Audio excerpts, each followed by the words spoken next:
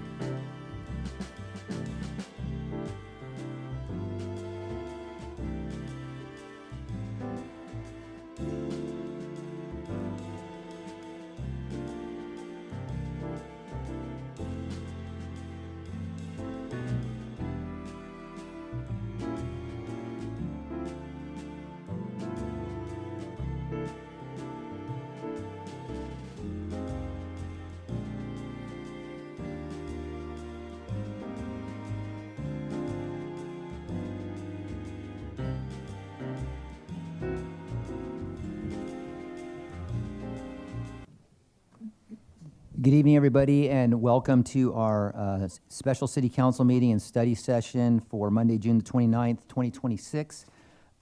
We are coming back out of closed session, and if, Madam Clerk, if you could take the roll, please. Councilmember Rocha? Here. Councilmember Torres Walker? Present. Councilmember Wilson? Here. Mayor Pro Tem Freitas? Present. Mayor Burnell? Here. We have a quorum at 6:32 p.m. All right, will you please stand and join me in the Pledge of Allegiance? I pledge allegiance to the flag of the United States of America and to the republic for which it stands, one nation, under God, indivisible, with liberty and justice for all. All right, as I mentioned, we're coming out of closed session. If I could have our Assistant City Attorney please report out. Yes, good evening. There was one item on the closed session calendar that was conference with labor negotiators pursuant to California Government Code Section 54.957.6. There's no reportable action. All right, thank you. So our special meeting budget, or it's not a budget session, our study session tonight is on the Home Key Plus Award, CSH Mahogany Housing Project, the status, fiscal considerations, timeline, public safety, referral process, property status, and council questions. And so before we get started, I just want to let folks know that this is a study session. This is not a regular or normal city council meeting. So it will be more conversational with the city council. There'll be an opportunity for the public to give public comment. As the project currently stands, there has been a resolution adopted, actually a couple of resolutions adopted by the city council, which has us applying for Home Key Plus funds for the project at Mahogany. The project has been awarded by the state, and so we are here to gather more information that the city council has asked for, folks in the community have asked for about the project itself. We're getting to the point where we're going to be executing documents that will formally commit us to the project, and so that's the reason for this study session. I would just ask the folks in the audience, I know this can be very emotional and passionate for folks, as well it should be, that folks would please, if somebody's up at the microphone speaking, please do not be talking in the audience. Whether or not you agree with their viewpoint, please respect everybody's right to stand up here and speak. And I would also just ask people to also remember that this is going to be a discussion between the city council, so there may be a tendency for folks to want to blurt out things if they disagree or want to add more information or something like that. Please don't do that, because once we get outside of the public comment portion of it, it will be for staff or for council talking to staff. Council may ask for somebody from the audience to come up and say something or ask a question. That may happen, but please don't yell out or talk out while we're deliberating. And then the outcome of this meeting as it stands currently is that we will be providing direction to staff, anything else that we would like. And then this is scheduled to come back to the city council on July the 28th. There was an item on the June the 23rd council agenda that was considering rescinding the resolution that approved the authorization to move forward with the Home Key Plus project and funding through the state, the $34.9 million. And so the item has been continued to July the 28th for council to, again, consider that resolution that would rescind it. And so no decisions have been made on that. Just want to make that clear. This is just in preparation for that meeting. So with that being said, I'll turn this over to our acting city manager, Cortez, for her to open us up with a presentation and take it away. Yes, good evening, Mayor and council members. So tonight, as you mentioned, City Council at the last council meeting asked staff to go back and gather more information regarding the Home Key project.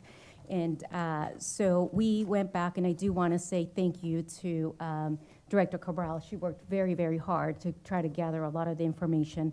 A lot of the information that had been going for a lot of years, we had to try to figure it out within the past month or so, and she was able to get information from different places, was able to communicate and talk to a lot of different members, and so she has a lot of information. I don't know that she will have all the answers tonight, but we do have people here that can also answer any questions for City Council. So now I'll turn it over to Montserrat to direct. Thank Director you. Corral. Thank you, Acting City Manager Cortez, and thank you, Mayor Bernal. Good evening, members of the council and public. Tonight's study session is intended to provide an overview of the Home Key Award, the proposed permanent supportive housing project, and the city's potential role as the co-applicant. Following the questions and discussion at last week's council meeting, staff recognized that this is a complex topic with many moving parts.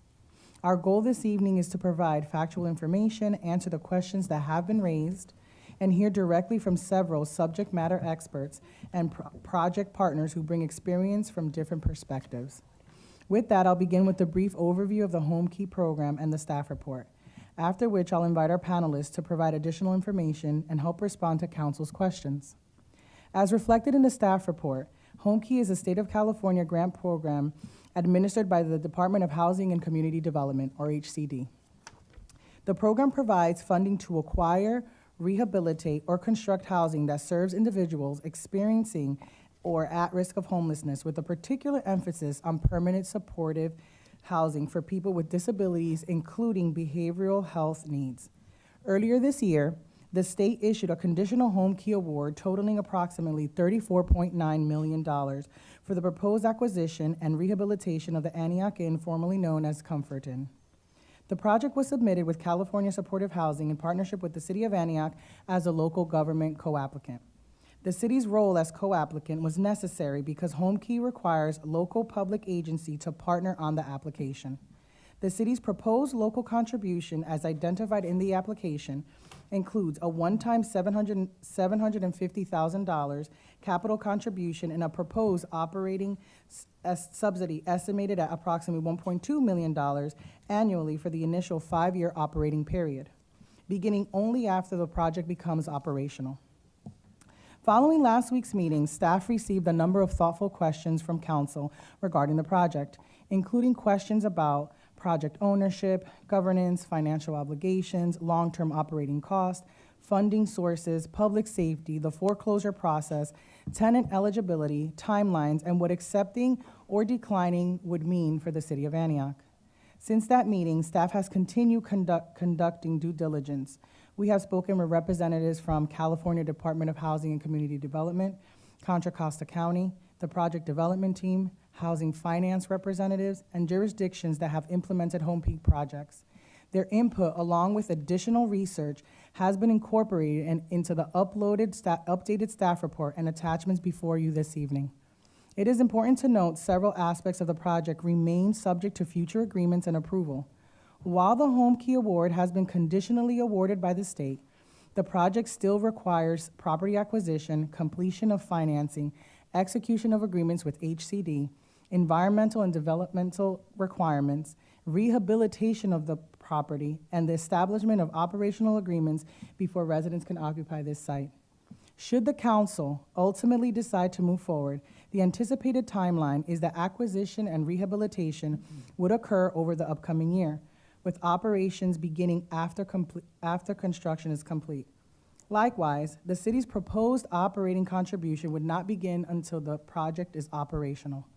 This evening's study session is intended to provide council and the public with additional information to support your deliberations. I want to ensure that your questions are addressed by individuals with direct experience in affordable housing development, Home Key implementation, supportive housing operations, county homelessness services, and property ownership. To help facilitate this discussion, I have invited a panel representing several perspectives and areas of expertise. After brief introductions, I ask each panelist to please provide a short overview of the role before we open the discussion for council for questions. Joining us this evening are Jamie Schechter, Homeless Services Chief for Contra Costa County, Lena Velasco, Community Development Director, Sasha Curl, City Manager of the City of Richmond. Lena Velasco is the Community Development Director for the City of Richmond as well. Teresa House, the City of Antioch CDBG and Housing Consultant. Punit Bhargava, President and CEO of California Supportive Housing. And Ankit Panchal and Mr. Patel, owners of the Antioch Inn, formerly the Comfort Inn, the property proposed for conversion through the Home Key program. We appreciate your willingness to participate on short notice to help ensure both the council and the community have all the information they need. Thank you. All right, thank you. Do you want to go ahead and ask folks Yes. to come on up, please?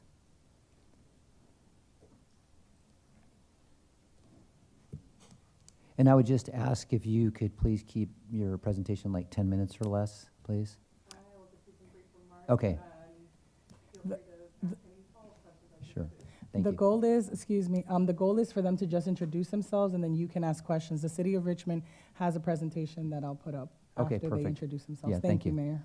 Hi, my name is Jamie Schechter. I'm a homeless services chief at Antioch Health, Psychology and Homeless Services.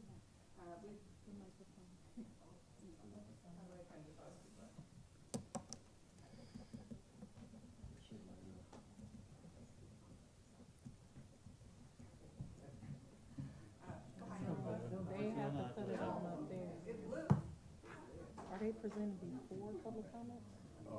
Yeah, yeah. So I think it's good for them to hear, you know, the public to hear, and then they can comment, and then we can talk. Don't think? Okay, I think that's working now. So hi, everyone. My name is Jamie Schechter, Homeless Services Chief with Contra Costa Health, Health Housing Homeless Services. I oversee our Continuum of Care program, including the Coordinated Entry System, the Homeless Management Information System, HMIS, and we serve as a collaborative applicant for the county. We have also overseen the development of 2 home key projects within the county. One of them in Pittsburgh, Delta Landing Interim Housing Program, and El Portal Place, 54 units of permanent supportive housing in San Pablo. And we work really closely with the City of Richmond on their upcoming projects, so we're excited to be able to be here and partner and answer any questions that you might have. Great, thank you for joining us tonight. Good evening, Mayor, members of the City Council, Shasta Curl, Richmond City Manager. I'm here with my colleague, Director Velasco, who oversees community development and has been hands-on with the development of our Home Key project. So we're happy to answer questions or go through a short slide deck that we prepared, whatever would be most helpful. Great, thank you so much. You're welcome. Good evening, Mayor, council members. Lena Velasco, Director of Community Development. My role has really been project management as well as negotiating our ground lease and managing the staff team and also doing the reporting for the Home Key project. So happy to answer any questions around that. So I'll go ahead and Yes, please. cover the slide deck. So is this how I move forward? Okay. Just turn it on. So to just talk a little bit about the team the city developed, we did bring on a financial consultant who was able to help us review the pro forma to make sure, similar to what we do with other development deals, and so we worked with Nora Lake Brown. We also brought in legal counsel to help us negotiate both our term sheet with the development partner as well as the ground lease, and we worked with Burke Williams and Sorensen. Sue Block is no longer with them, and so we're working with Eric Phillips now over at Burke. The city staff team ranged from community development to economic development, housing authority, as well as our building official, and working with closely with our city manager. The developer was an LP, a limited partnership, and it's comprised of Trinity Center, Wanna Creek, Novin Development Corporation, as well as NDC Contra Costa LLC, which is a subsidiary of Novin Development. The motel property owner was Journey Hospitality, and the contractor was also Novin Construction, and so we did bring on a development advisor who could help represent the city as property owner as they were reviewing any change orders, just to make sure we had a second review for all of those requests. And so here's just a little bit of some photos. The project was a 50-unit motel, did have an on-site manager's unit. And we've basically are now converting it into 48 permanent supportive housing studios, as well as 1 on-site manager's unit. The units will not have full kitchens. They will have a convection oven as well as sinks, but they're not going to have cooking facilities.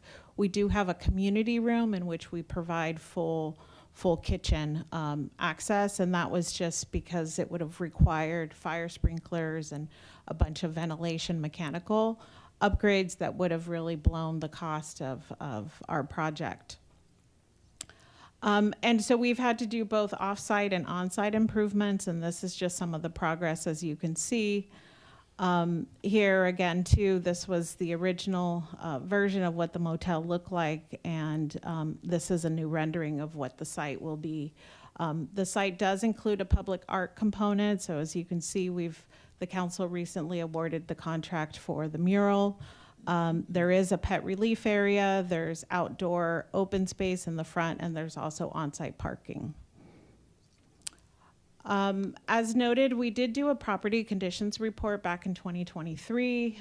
It took a while for HCD to select our application, so we heard back in 2024 that we were getting awarded this contract or this grant, and so we waited for a while before the project started to move forward. The council did a deal structure in which we were purchasing the property. There was an $8.3 million loan, and that was going to leverage the $14.5 million home key grant.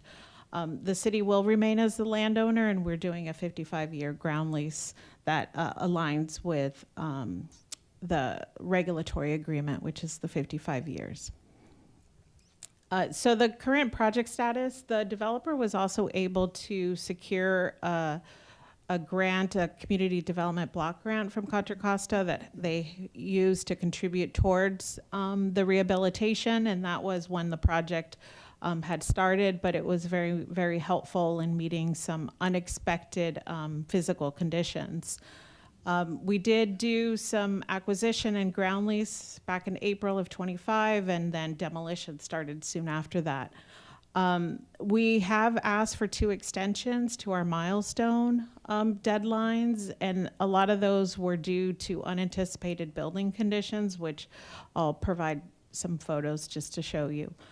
So we're currently on target to start occupancy this summer.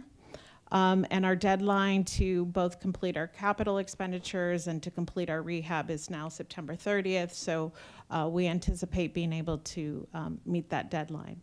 And full occupancy will be December 31st. So as I noted during the rehabilitation, even though we did a physical needs conditions, once we started demolition activities, we found that there had been water intrusion in the building, and so that really added to our scope of work, where we actually had to replace the entire rear wall of the structure because we didn't have that. And because of the water intrusion, there was some additional mold remediation that needed to be completed in the bathrooms because there seemed to be some leaks. And then even as the rains were coming in the tower where you see the mural was added, we also had water intrusion, and it was beginning to rot the second story. So obviously we needed to take care of those things, but those did add costs, and the council recently voted to add an additional $2 million towards the rehabilitation. And this just shows some of the unexpected findings that we had. As you can see, there was areas and some of the structure that we actually needed to replace before we closed up our windows. As you can see, that whole rear wall had to be taken off and reframed, windows added back on, and this was all unexpected, but we were able to, move past that through permitting. And then just to show you, we've obviously had lots of change orders. We're right now at change order 18, and so that's added an additional $2 million. And while we do have, we did have some costs, contingency costs within the project, it did exceed it. And so, and we really wanted to make this, given our first project, that make sure it was set up for success. And so that is one of the things that we've been encountering. But in terms of overall costs, this just is a breakout summary that we provided to the council. The per unit costs is right now at $526, which includes operations. And as you can see, the breakdown here is both by the state home key grant as well as the city loan. and then the Contra Costa CDBG grant or loan that was also provided to the project. And some of the things that we started to compare it to, as you can see in the second line here, this was a report that was published in 2024 by Enterprise and BAFA, the Bay Area Housing Finance Authority, and they were looking at the per unit cost to deliver a new unit in Contra Costa, and the average cost is $798,000, and this was based on applications that were submitted for tax credits. And so when we go back and look at our overall unit cost is at $526. It's still cheaper than producing a brand new unit, plus it comes with the services and is able to meet a need in our community that currently we're lacking permanent supportive housing. And then, you know, our council adopted a homelessness strategic plan back in 2023. And, you know, one of the areas was really about creating more affordable housing opportunities, but with permanent supportive housing, which is really what we're finding that our unhoused population needs is they not only need the housing unit, but the supportive services to help them maintain their housing. And so this project helps us advance those overall goals within our strategic plan and within a relatively short time frame, because the cost and the time to produce a new unit right now, going through the typical affordable housing could be up to 8 years. And this, you know, we've been able to do it within a 2-year time frame. So that concludes my presentation, and obviously we're here and available to answer any questions you may have. Thank you. All right, thank you very much. Appreciate it. Yes. I have a question. Yeah. So the city of Richmond is actually the owner of this property. Yes, we will own the property. However, during the term of the ground lease, there's the lessee will own the improvements. I'm not sure I understand that. So for the term of the lease, they'll be responsible for all of the maintenance and the improvements, which is basically Okay. the housing unit. However, we own the ground lease, and it's and this is how we've structured a lot of our But the units. overall, the property is owned by the city of Richmond. Yes, it's very similar to a traditional affordable housing development deal. And the wraparound services, are they provided from city staff of Richmond, or are they contracted out? They're contracted, so our home key budget includes a budget allocation, and so right now Hope Solutions will be the provider. And how is occupancy determined? So we're currently working with county staff right now to identify the priority system, and I reviewed your staff report, and that's consistent with the process that we've taken with the county. Is now it cannot be limited to Richmond residents, but there is a prioritization that's considered. However, it will serve countywide. Thank you. And then, do you have any of this funding help support your staff? Obviously, you're spending a lot of staff time, consultants, legal. Does some of the funding for this project pay for that cost as well? So the Home Key Award did have some pre-development costs. However, it's not reimbursing like the time I take to write an annual report, an expenditure report. And so that's part of what we've been absorbing outside of a loan for the rehab. But there were some early costs for the legal fees. The developer is paying for the architectural fees, the permit fees. Those costs were included in the grant award. And during the 55-year term, will there be any staff funding through the project or through Home Key? Not,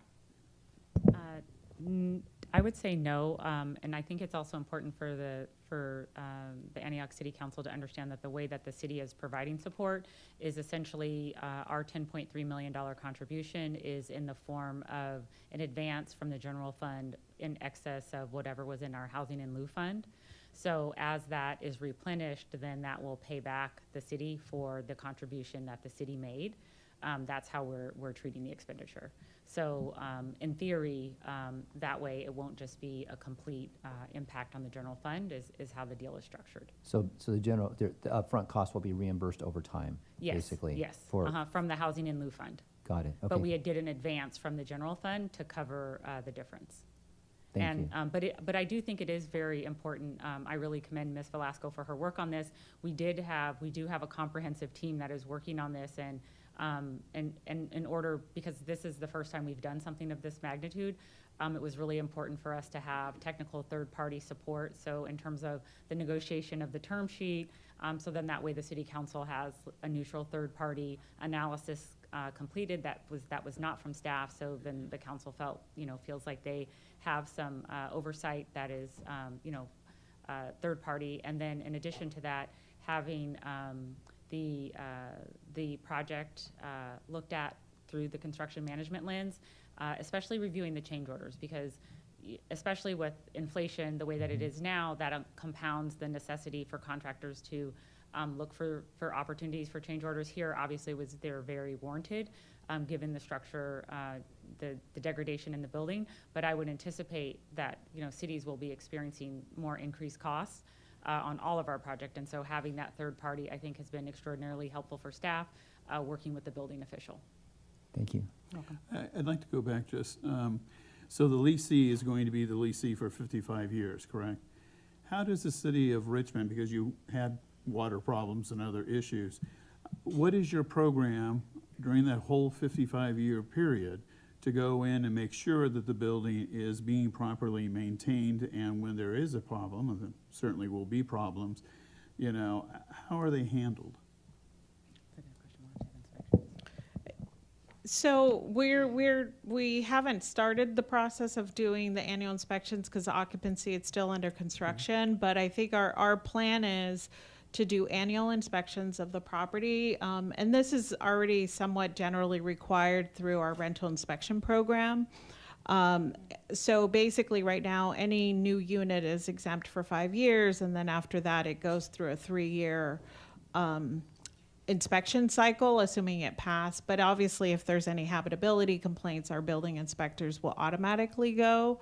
But I think as a leaseholder, we will be doing more regular inspections of the property to make sure that it's being well maintained. We do, within our budget, have a capital reserve for issues, including turnover, right? When a unit is being turned over, there may be some costs that need to be spent, but we have a whole process laid out in our lease agreement as well. So when Richmond approved this project, how do you define success? What is success over a 55-year period of time? And it may be different between, for me, obviously, this is as the community development director, this housing type is very important and difficult to produce. So I think, one, being able to have these available countywide and then within our city. And then I think making sure that the property is well maintained, but also well operated. So hoping that the tenants that come in, are not losing their housing or being expelled due to lease violations or other things. And so I think making sure that the supportive services include tenancy sustaining services. I think those are the big things, and just making sure it doesn't become a nuisance property for the city. I think those are all items that I'll be looking towards to make sure it's successful. And is one of the costs security, 24 hours a day, 7 days a week? So we are talking about that. We do have that within our budget, and I think we're obviously learning from other communities that are also managing these types of properties. We are planning for 24-hour security initially. Now, over time, that we may relook at that based on how the facility is operating and the need. Thank you. Welcome to Antioch. Thank you. I don't really have any questions. I just want to thank you for doing something with the Civic Center. It was a nuisance before this, and turning it from that to something like this, permanent supportive housing. I work in Richmond. I just left Richmond today. And even with all of the shelters, there are still people who need that like long-term temporary housing. So I want to thank, permanent supportive housing. So I want to thank you for that. And also, I stayed in the Civic Center when I was unhoused as a young adult in Richmond because it was like $50 a night. You could afford that. And I'm happy to see that it's actually like turning over and going to continue to help people who are unhoused. So thank you all for your work. Thank you. Here, yes. Councilman Rocha. I just had a clarifying question. This is 100% occupancy of the unhoused community that you'll be serving? Yes, so when we wrote our application, it's targeting the chronically homeless. So we're working with the county. There is a legal definition Okay. within our regulatory agreement with HCD. So that is the target population, is the chronically homeless. Yeah, and is it a similar focus with individuals, youth, and veterans? If they meet the definition of chronically homeless, but I think unlike Home Key Plus, you have more Okay. target definitions. So we are looking within our right now. We've talked to the county that we obviously, if a veteran meets that definition, we would welcome them to the facility, but it's not a requirement that they're a veteran or have the disabled requirement. With the with your support survivor, the case managers, is there a ratio that you guys have identified? So currently our budget is 2 case managers for the property. And how many occupants will there be? 48 Okay. units. Okay. And the other question, I don't know if this is similar, it's a question even for Mahogany as well, are there any other, is it open to the public for other anybody to rent? That's completely out, right? How about with Mahogany? Okay. So I want to make sure, so it's 100% occupancy of just those being served. Okay, because there was some questions and concerns that were brought up about that. I want to just clarify. It's 100% of the 80, was it the 84 units? One for the manager, 83 for the, okay, I just wanted to clarify that. Yes, Council. As Councilmember Torres Walker indicated, they're part of what we are hoping for in terms of, from my perspective, is also providing permanent supportive housing, but then also ensuring that while we have over 4,000 units of affordable housing in Richmond, and I think this is one of the challenging demographics to serve. And so when residents want encampments abated, part of our policies and our requirements are that we offer housing before the encampments are abated. So in terms of residents wanting the built environment cleaned, this is a tool to help us do that. And then also to ensure that we're working with police and what we call our ROC team to essentially mitigate ongoing issues throughout the community. I mean, at least for us in Richmond, we receive an email every Friday from our crime prevention manager that highlights where all the encampments are citywide. And even though we've received ERF 1, 2, and 3, and now we're applying for ERF 5, again, thank you, Ms. Velasco, for your work on that. This is such a broad issue that without those ERF funds and the home key, I think it would have been a heavy lift for the city. So I think between that and the CDBG funds, that it was just really important to get all of the partners to the table. One of my concerns, for full transparency is, okay, after the 7 years runs out initially, then what will our plan be?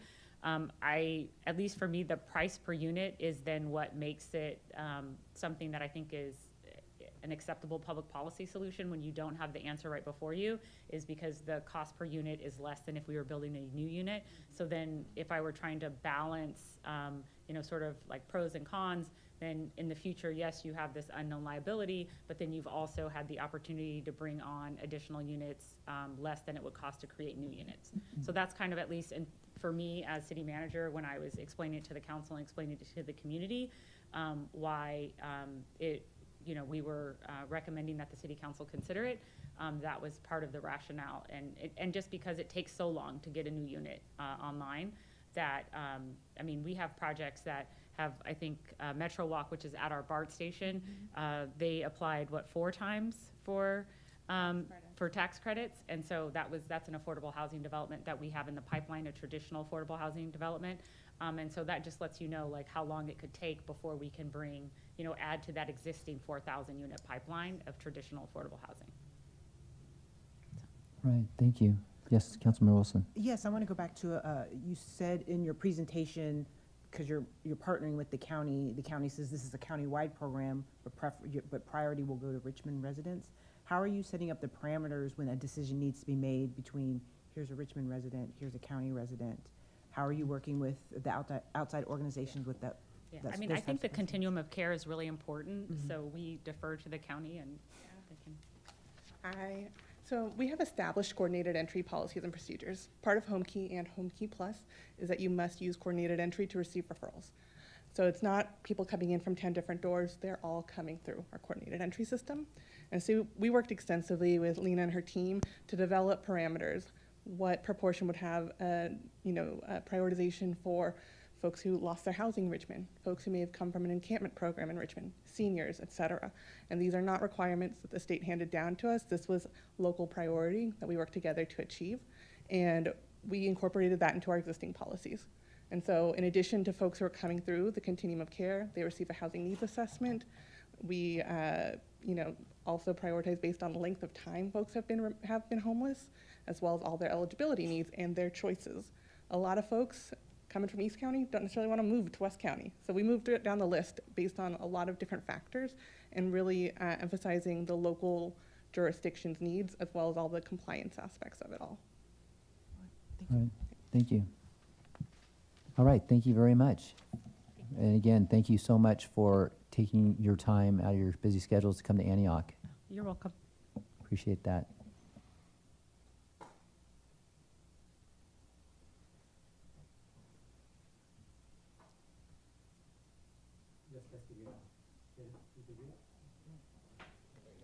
Okay. All right. Thank you, Council, for the opportunity. I'm Puneet Bhargava, CEO and President of California Supportive Housing, a mission-based nonprofit focused on permanent supportive housing and affordable housing. I have experience with HomeKey as well as HomeKey Plus, one project in Oakland, another project in Sacramento in HomeKey Plus, and the developer of this CSH Mahogany project. Happy to answer any question Council and community might have regarding the project, as well as in general about HomeKey as well. All right. Any questions from council at this point? At this point, no, but I probably will later. Okay. Yeah, thank you. Thank you. Penny, appreciate it.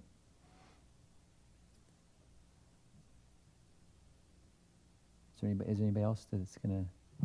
The property owner did contact me. He is currently going through dialysis. And so he got here to the last meeting straight from dialysis, and it really caused like harm to his condition. So he couldn't make it back out today. But the question was asked regarding the property and if the process that the owner is going through right now would jeopardize the HomeKey Plus process. And I know the council was communicated with through the city manager's office on that. And so if the city attorney or anybody can speak to the question around this idea that like the property is either being foreclosed on or not an option, or this rumor that's been going around, that would be nice. Yes.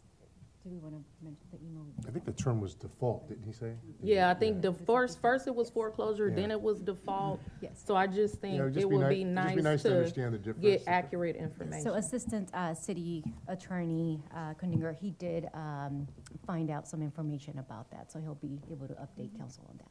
So there was, of course, a notice of default that was entered into this case. That doesn't mean that it's being foreclosed on. It's just the first step in the process.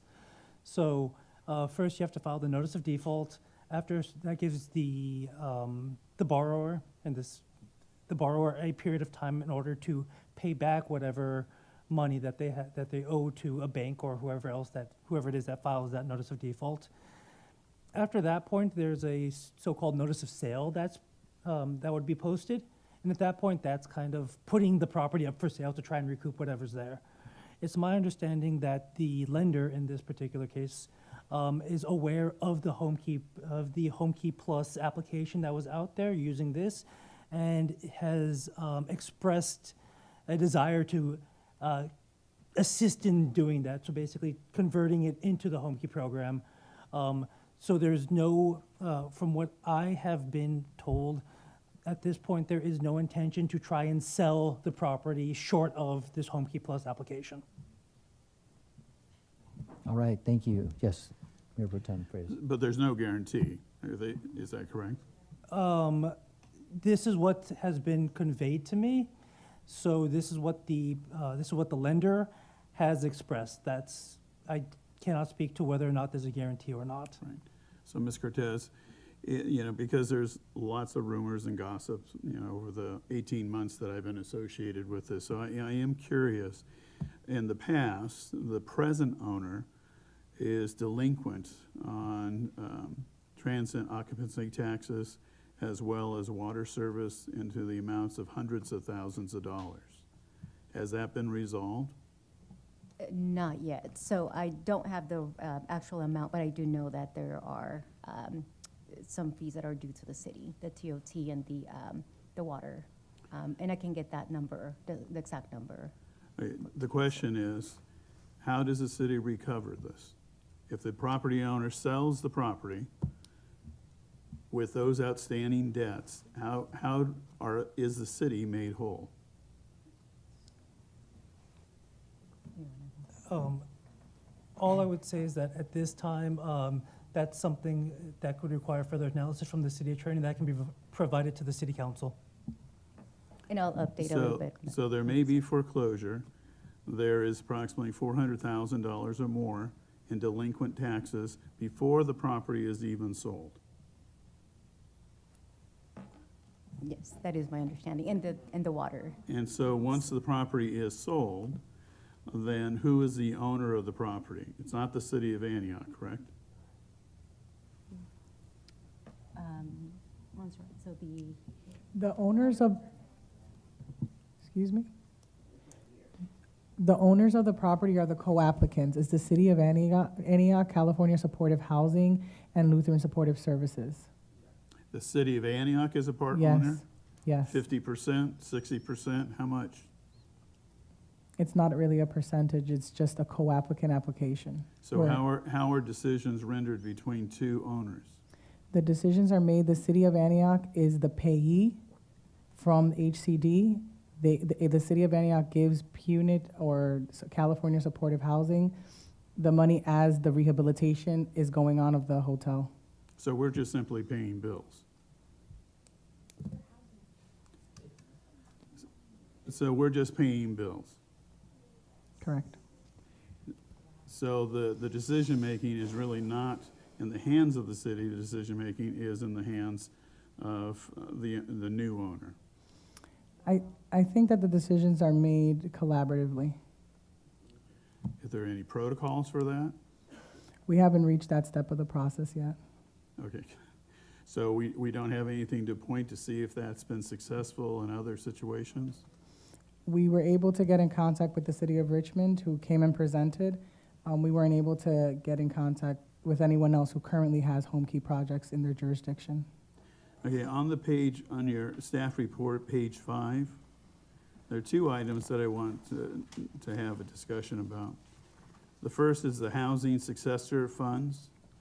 It states the city currently allocates approximately $500,000 annually in housing successor funds towards homeless services subject to available fund balance. Based on the current projection, these funds are expected to remain available for approximately 2 or 3 years. So there's no guarantee that there will be funds after year 3, correct? Yes. And then the next paragraph, redirecting the entire annual homeless services allocation to support HomeKey Plus operations would require discontinuing or significantly reducing programs currently serving approximately 2,688 homeless and at-risk Antioch residents. through 8 community-based organizations. Can you tell us what some of those organizations are? I can. I currently have CDBG consultant Terry House on the line, and she can answer more questions, add more details. Now or later? Yes, Now? no. Good evening. The agencies that are funded are the ones that were approved in the recent action plan. They include Shelter Inc. for the rental housing assistance and relocation assistance for many of our at risk of homeless or homeless individuals. It includes the Shower Ministry, Winter Nights Shelter, the domestic violence shelter, and facing homelessness for outreach. I'm kind of doing this off the top of my That's fine. head. I just wanted to get a flavor for that. Thank you for joining us, by the way. And so, you know, if we were to go forward, though, all those services may stop. Is that correct? That is correct. Those would have to be redirected for next year and the following years until the funds were expended fully. And all of the $500,000 then would have to be redirected towards supporting the program here, the Home Keep Plus program. But that's only about 2 years left of funding, and then we'll be out of funds. Okay, and if you can just stay on. Then on the community development block grant, it indicates that we spent approximately $127,500. It says using the city's entire public service allocation for Home Keep Plus operations would eliminate funding for the city's competitive public service grant program during that funding cycle, affecting approximately 13 nonprofit organizations currently serving at least 1,655 Antioch residents in both cases.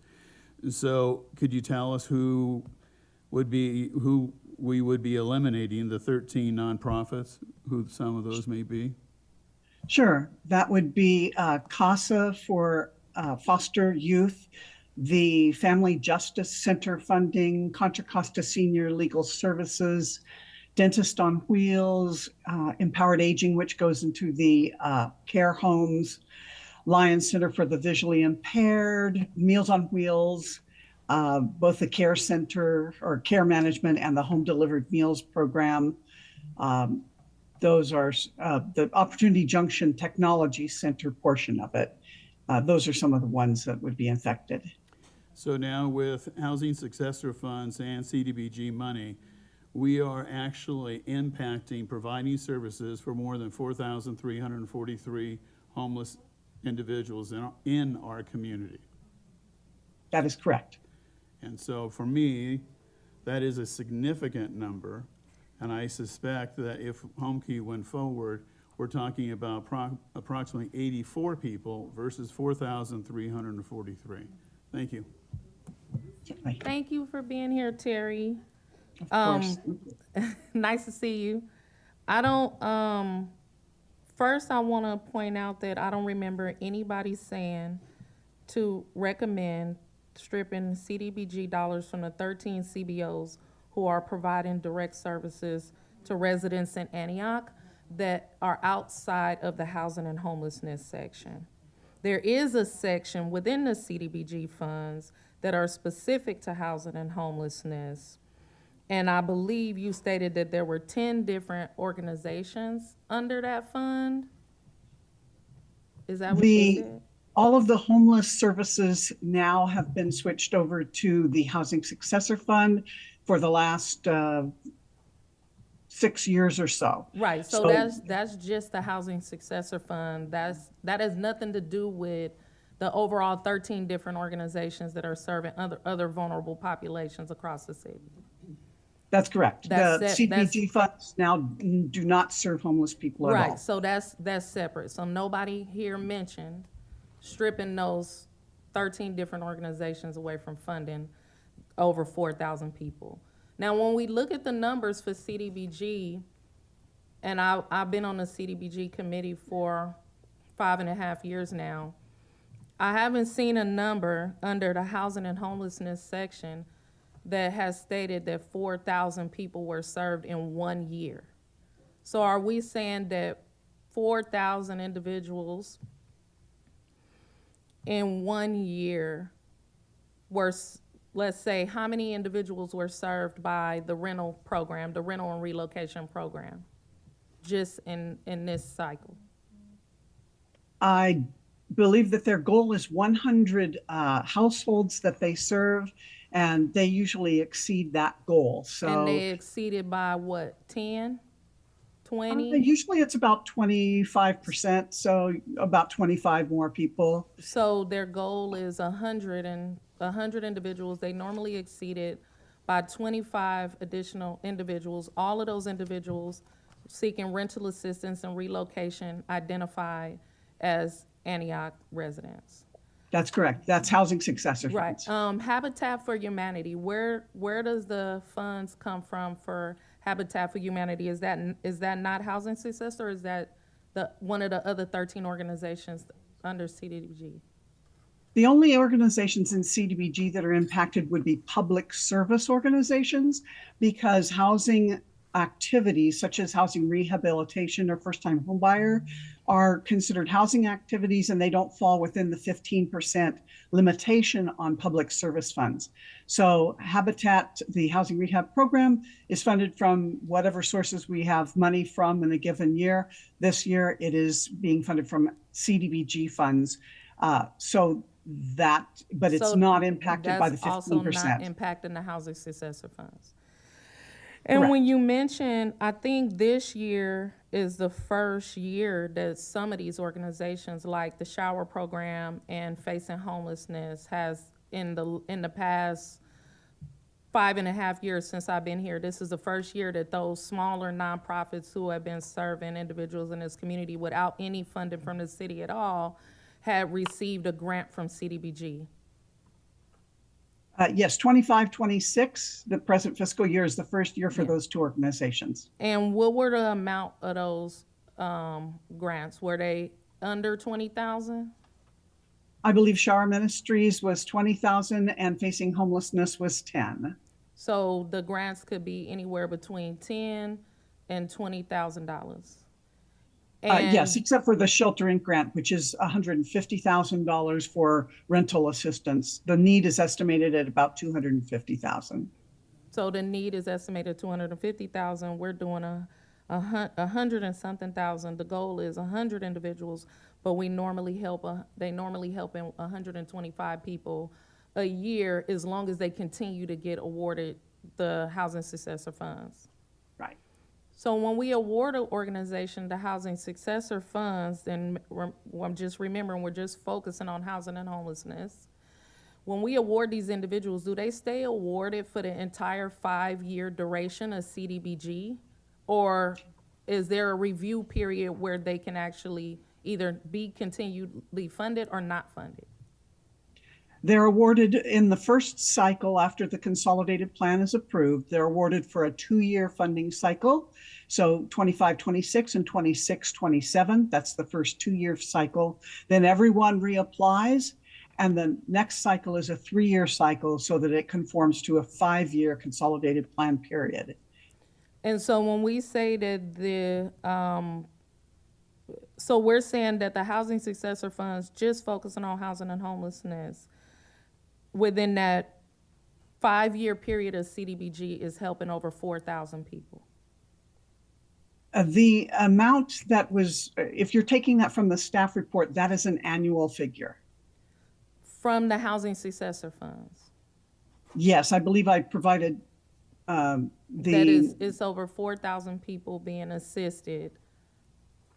Let me look, that was on page in that 6. year, even though when we look at the numbers and we get the report, some organizations say they're gonna serve 10 people and they only serve 5. Some organizations say they're gonna serve 20 and they only serve 10. Some organizations exceed the number, but they still get the full amount of funding. Has that happened?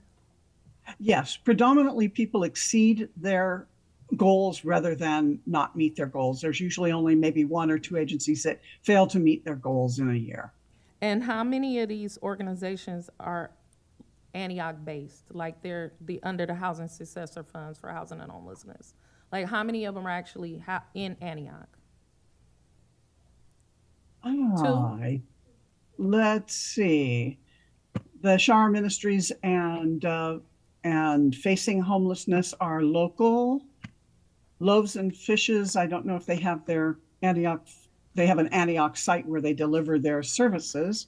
But most of the nonprofits, as you know, have bases in Central or West County. It's been difficult, and we've worked long and hard over the last 15 years to try and get nonprofits to come all the way out to East County.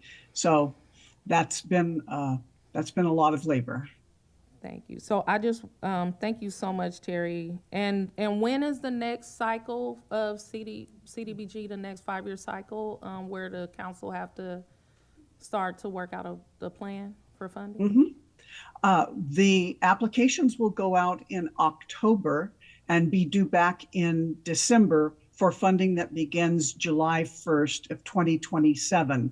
Before that time, council will need to, or the CDBG committee will need to consider what kinds of funds will be available for people to apply for. That is requisite before the process starts. And my recommendation has been that we cut back on the housing successor funds because they are running out. And we're making a commitment to these agencies for 3 years. It's not likely that we will have funds for that length of time. Thank you so much, Terry. All right, yes, Councilman Rocha. I sit on the committee as well, and a couple things. My understanding, when you look at the overall budget, is I want to say it's CD1, Community Development 1, 2, 3. They're broken out into various elements, and then Housing Successor is a separate entity. I want to say that roughly CDBG is somewhere around 300,000, 325, somewhere in that area. And Housing Successor is around 500, 550. And I think the total is around 850 when you look at the combined dollar amount. This is my first year on it. The amount of money that we're talking about in regard to the acquisition of the property was through a substantial amendment process that was able to take Housing Successor funds that were allocated previously to a program that wasn't going forward, is my understanding. And that's where the $750,000 from Housing Successor funds, is my understanding, is has been approved, authorized for the purchase, should we go forward, of the hotel. So when we talk about the dollar amount, sweeping it all away, if for home key, that's not my understanding. My understanding is that the CDBG funds for CD1, Community Development 1, Community Development 2, Community Development 3 are separated out by who they serve in terms of your youth, your elderly, the programs for supporting our foster youth. Just clarify for me, Terry, on that part of it, because I think we're talking about Housing Successor as one entity within the overall funding of CDBG, and Housing Successor doesn't fall under one umbrella. And I know earlier I had asked questions about what funds could be utilized to support Home Key if there was any possibility of that. And there's some restrictions on how funds are utilized and applied to services being rendered. So could you speak to that, Terry, just to clarify the difference between CDBG funding, Housing Successor, and how the guidelines or restrictions vary between those two funding sources? Certainly. In addition to that, can you talk about PLHA funds? Certainly. In the action plan that was just passed by council, there was allocated our entire CDBG allocation, which is $860,051. That all is for non-homeless services. In addition, there was residual funds allocated of $405,000. And there were Housing Successor funds allocated of $405,000, all for homeless services. That's the H1 Housing and Supportive Services for Homeless, and H2, Homeless Prevention and Rapid Rehousing Services. In addition, there's another 750,000 allocated for housing and administration and things of that sort. For PLHA, our average allocation annually from the state is around $350,000. Of that, 40% has to go towards certain types of housing activities, such as housing rehabilitation or first-time homebuyer, ADU projects, that sort. 5% is allocated for the administration, and then the rest of that can be used in different ways, and that could potentially go towards supporting services for homeless individuals, such as in the Home Key Plus project. However, it's not very much money, so those numbers are laid out for you, I think, in the staff report. All right, thank you. Any other questions of Ms. House? I don't have any questions for Ms. House, but I would like to give Andrew Becker an opportunity to come up and speak. He has been a resident that's been working the last 5 years on these projects. And I just believe it's important to give our residents who actually out there doing the work an opportunity to speak, and then we can ask any questions if we have them, or also if Puneet would like to mention a little bit about the service provider. I do have a question about the service provider that you work with on your projects. We heard from Richmond around the wraparound services and things like that. I have gotten calls from residents that said, like, well, what is the resources gonna look like, and who's gonna be providing that? And I know a lot of different municipalities use different operators, like the county used backs for a while, and so it would be nice to hear from you about that. What are the services gonna look like? Yeah. All right, Mr. Becker. Thank you. A microphone, please. Thank you. Yeah, so to touch on a couple of comments and get a few clarifying points. The property owner acquired the property back in 2017. And upon acquiring the property, underwent a $6 million renovation of the property. So that renovation post 2017 speaks to the structural conditions of the property, the existing conditions of the property that was built in 1985. So 1985 built, 2018, 2019 renovated. And that was down to the frame. So as far as the past TOT and water, once again, the property owner acquired the property in 2017. As most of you are aware, TOT is due quarterly. The TOT that is past due to date is quarter 3 and 4 of 24 up to date. The reason for that, as we know, hospitality has trended down. COVID took a huge hit, but the property owner has paid all TOT in the amount of close to $800,000 to the city of Antioch's general fund since acquiring the property in 2017. As for the outstanding amount, $173,000, roughly. As far as past water, roughly $23,000. The property owner has every intention of paying that past TOT and that water, but there are struggles on the property. Once again, it was a 119 unit hospitality space that for a hospitality space, you look at a typical 70% occupancy. Since the Comfort Inn flag was removed in December from this property, there has been a 15 to 17% occupancy nightly on the property. So it's been a struggle for the property owner, but looking to fulfill those obligations. As far as the notice of default, and once again, this was sent to city staff directly from the lender. So when we look at a lender guarantee, this comes directly from the lender directly, aligning themselves with HomeKey, understanding where the city is at, understanding the award, and looking to assist the city through that process however they can and to work towards an acquisition in HomeKey. As a lot of people are aware, through your standard agreement, that's where you determine all of your escrow.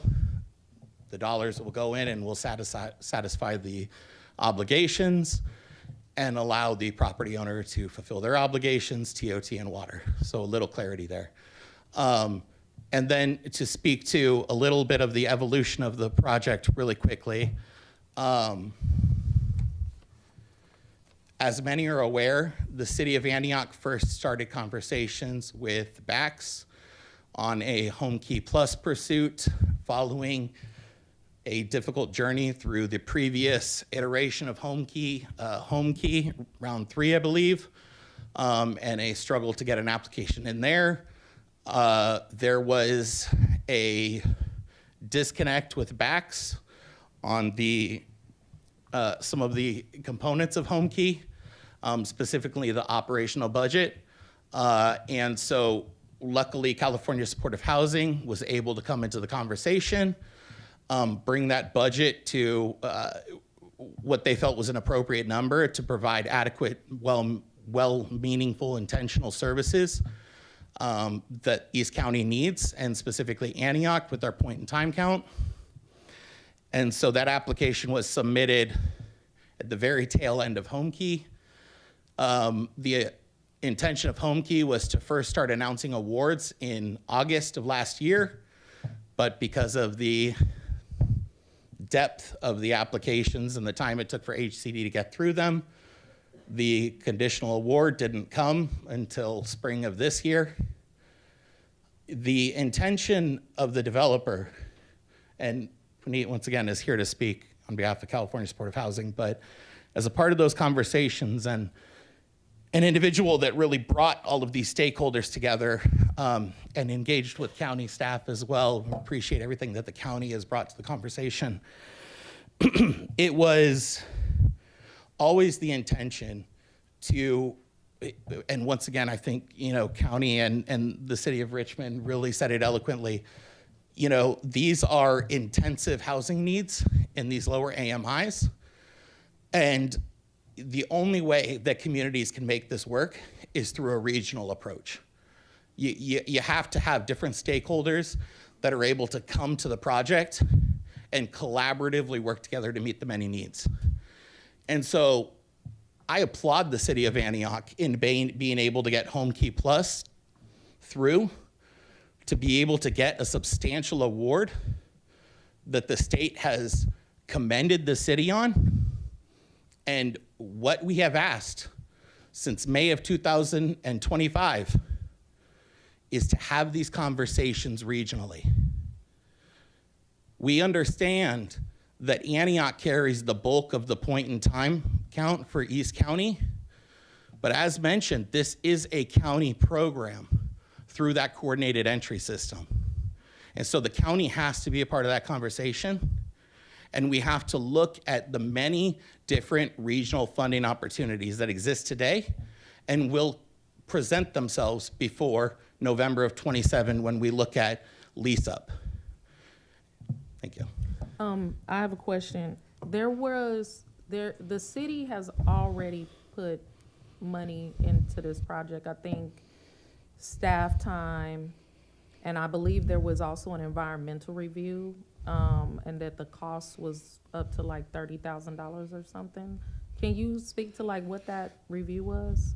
Yes. So the developer asked for $750K in a one-time capital commitment, and then up to 1.2 annually. And so that initial capital commitment is what Ms. House was alluding to in some of those dollars that had been redirected in that substantial amendment in CDBG. Those dollars initially were going to come through CDBG for the acquisition side of the project, the capital side of it, the development side of it. For that to happen, because CDBG dollars are federal dollars, you not only are bound to CEQA, but you are now bound to NEPA. And so the city initiated a NEPA environmental review process to attain the exemption that was necessary for the project, and brought in Rainey, a third-party engineer service, to provide that NEPA. When the NEPA was ready to publish, the city of Antioch instead decided to move away from the CDBG and redirect those CDBG elsewhere, and instead bring that 750 out of the housing successor. Because it is housing successor dollars, that is your program. You put those dollars out per the successor agency requirements. Thank you. And it was 30,000, yes. It was 30,000. So was the NEPA ever filed? I mean, did we ever conclude the NEPA process? We did not publish. So does that mean CDBG is not a potential funding source then by virtue of not completing the NEPA process? On the capital side, the smaller amount that Ms. House was alluding to was on the program side.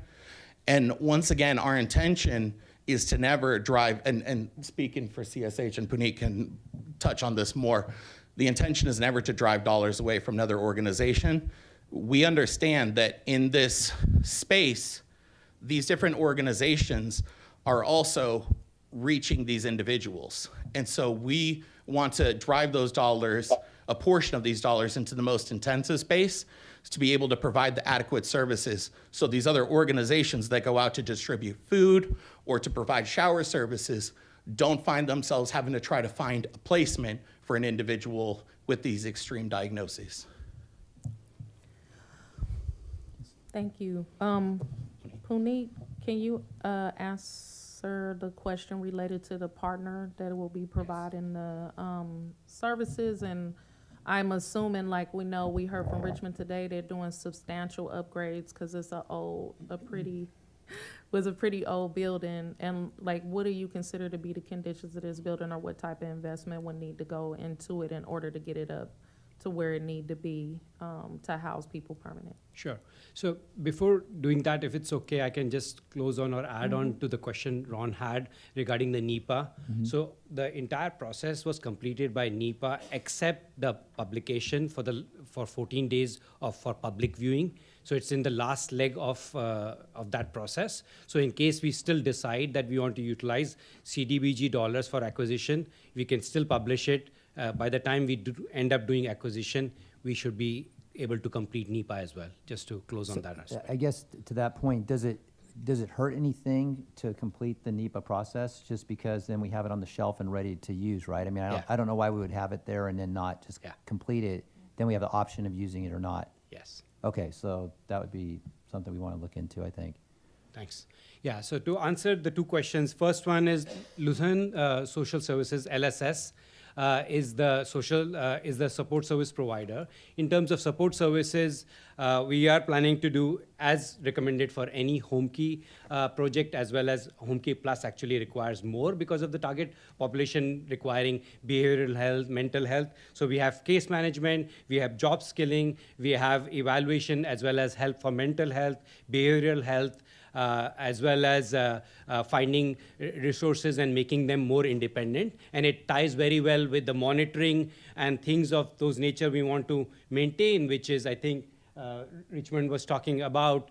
You want to make sure that the permanent supportive housing stability is there. You do the job training, and those things you evaluate on an annual basis so that you are trying to meet the numbers, what you're committing to, as well as you can look behind that you have a working and functional PSH. To answer the second question in terms of basically what would we find once we start opening these walls and others. So we did do an extensive P&A in terms of looking at how the condition of the property is. Looking at the work which was done, which Andrew alluded to very recently, 5 years back, when this property was acquired and substantial millions of dollars were applied, we are reasonably confident the condition of the property is reasonable. Of course, we have not gone ahead because it's at the time when we had done the P&A, which was around May 2025 or possibly even April 2025, we did not go and open any walls.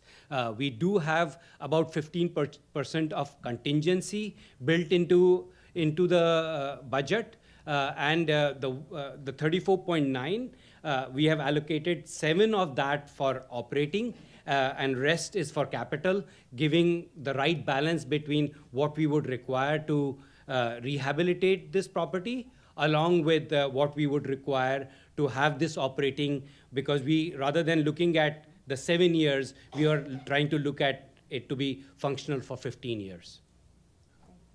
So on the 15% contingency, what happens if you blow your budget and you're over 15%? Where does the additional money come from to cover a problem like a water leak or, you know, things like that, roof leaks, things that were not anticipated?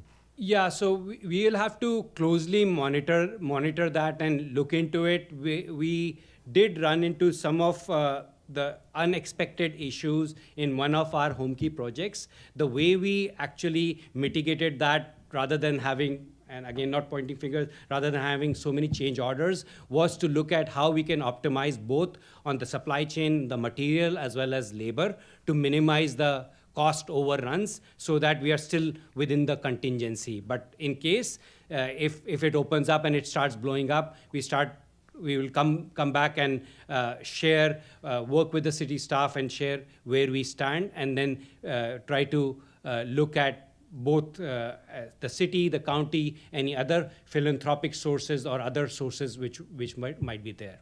And in the case of it going way under the 15%, so you don't have to use any of your contingency, could some of that significant savings be used to help offset the city's contribution to the project?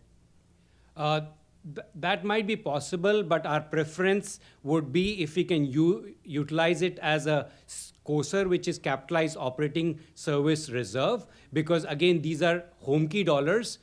So if you actually apply towards the city's 750K or others, then if we have taken a match from the home key, then it would require us to return certain money to home key as well. We would rather keep it as future reduction in operating, and that's why Andrew was alluding to, and we had said the first day in May of last year that it is up to 1.2. And when we said 1.2, before we even came to the city, we had a commitment of $288,000 from the county behavioral health department. It was 2 staff, and it is in addition to the 4 staff we are having from LSS. So those were there, and we plan to continue those conversations with different constituencies. And if you look at even the example which is used in the staff report, the project which is done in Contra Costa County, it's a combination of funds which are coming from city, county, COC, HHAP, and multiple sources. All right, thank you. And then you mentioned you have a home key project in Oakland and one in Sacramento. Yes. Are they both operable right now?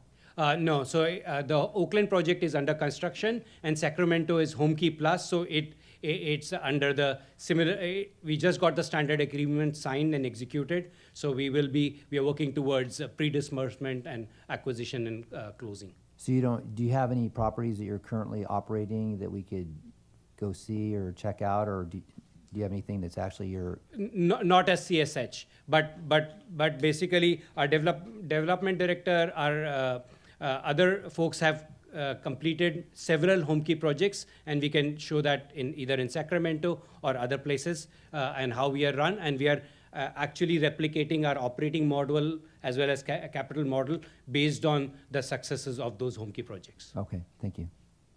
Pundit, I have a question. On the March 16, 2026 letter, it breaks down the $34,900,000 under capital award, which I assume is the purchase price.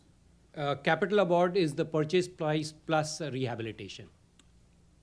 Plus rehabilitation? Okay, so that's $27,500,000. Yes. And so how much is rehabilitation estimated to be? So the rehabilitation is about 9 million. And again, the home key keeps it rehabilitation, contingency is separate, then you have other costs. So it's about $9 million. So then, there's no relocation award. Then they have the operating award at $7,056,000. Can you just elaborate what that means? So that the operating award for HomeKey Plus is for 10-year usage. The way it is computed is if you look at what you need for your property management as well as providing support services, if you total that along with what you are having from HomeKey or you are having from other sources, in our case, city sources, so that plus, as I mentioned, 288K. So all that adds up, and if you take that gap, and that gap totals over the 10 years to be $7 million. So roughly $700,000 of home key is for the operations. Yes. And then the $1.2 million would be added to that, so approximately $2 million a year. Yes. And then explain the veteran units. It's the veteran units additional operating award, $344,000. Just how does that work? Yeah, so basically what, if you remember, and we had, I think we met in December, around that time, just before that, HomeKey had done an amendment, and what they were seeing was, these were all our tax dollars, Prop 1 dollars.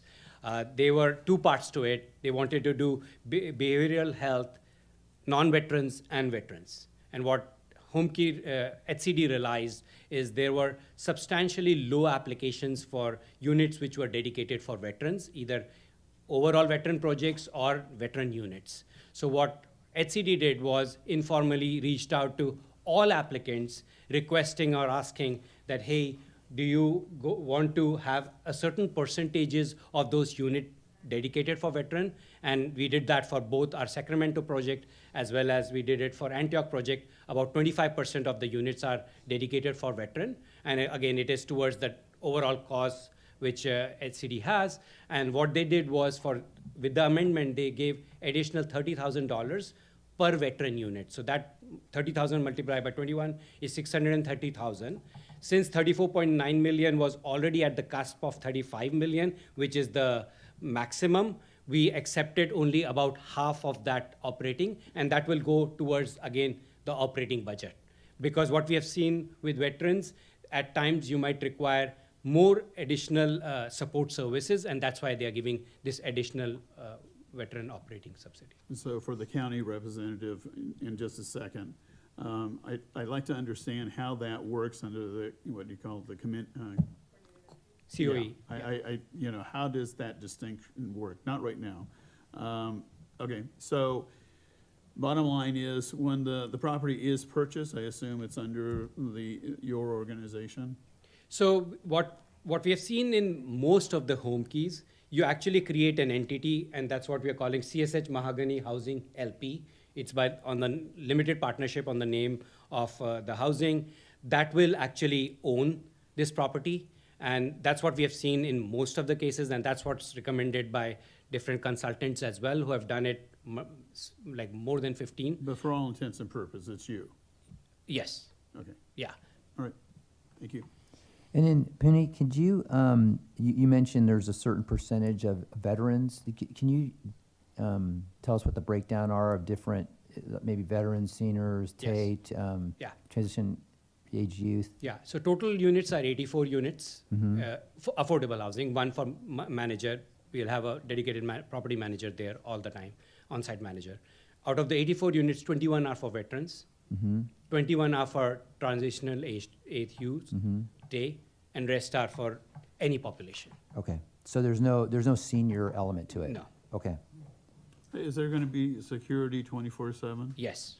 Okay. And what we've seen it works is you have an office desk staff for the day, and then you have security through the night as well, and then you have a security patrol which is coming every few hours, and we have seen that to work out most optimally in terms of both dollar as well as getting the security there. We'll also have access control. We'll have it as a gated community. So you are making sure that residents or actual guests of those residents are coming in, and they have rules and regulations for those guests as well. And of course, in a PSH, as you know, eviction is the last thing, and I know we are not talking about that, but we are trying to make sure this is run as a permanent supportive housing. There are rules and regulations. If there are folks who have any issues, they are being worked on with, closely worked with, and of course, the last resort is eviction. So have you met with the police department proactively to Not explain how things would be working between your operation and the city? Not yet. We anticipate to start doing that about 9 months to 10 months before occupancy. So we anticipate 12 months of permitting, entitlement, permitting, construction to meet the 12-month deadline HCD has, and then there is a 90-day deadline of occupancy. What we have seen is engaging 6 months to 9 months before occupancy, the appropriate constituencies, as well as making sure we have a well-oiled plan and process in place. So it will be done in due time. Punit, the city has, we have a project stabilization agreement for any city-initiated project that's over $1 million. We require union labor to be used on the project, basically. Are you aware of that and prepared to follow with the requirements of that? Yes, we are aware, and any homekey project also has a prevailing wages. There is also apprenticeship requirement as well, so we are very aware of those. In certain cases, there is Section 3 required, like in certain constituents, so we also look into that as well. All right, great. Thank you very much for your answers. Any other questions? The county representative. Oh, yeah, county rep, I'm sorry. Thank you so much. Thank you, Jamie, for popping back up. Hi. So the question was around veterans and how we account for that. We work really closely with our VA partners. We have, I believe, a monthly by names list meeting with them where we are kind of comparing and contrasting folks who are hitting their system versus folks who are hitting our system, making sure we're having warm connections there to identify housing opportunities. So we have veteran identified in our system. We regularly match it against their system. Our data is pretty well integrated. So it's all kind of part and parcel of our process. And we also work regularly with our behavioral health partners on projects like Legacy Court and other No Place Like Home, Mental Health Services Act, Behavioral Health Services Act projects.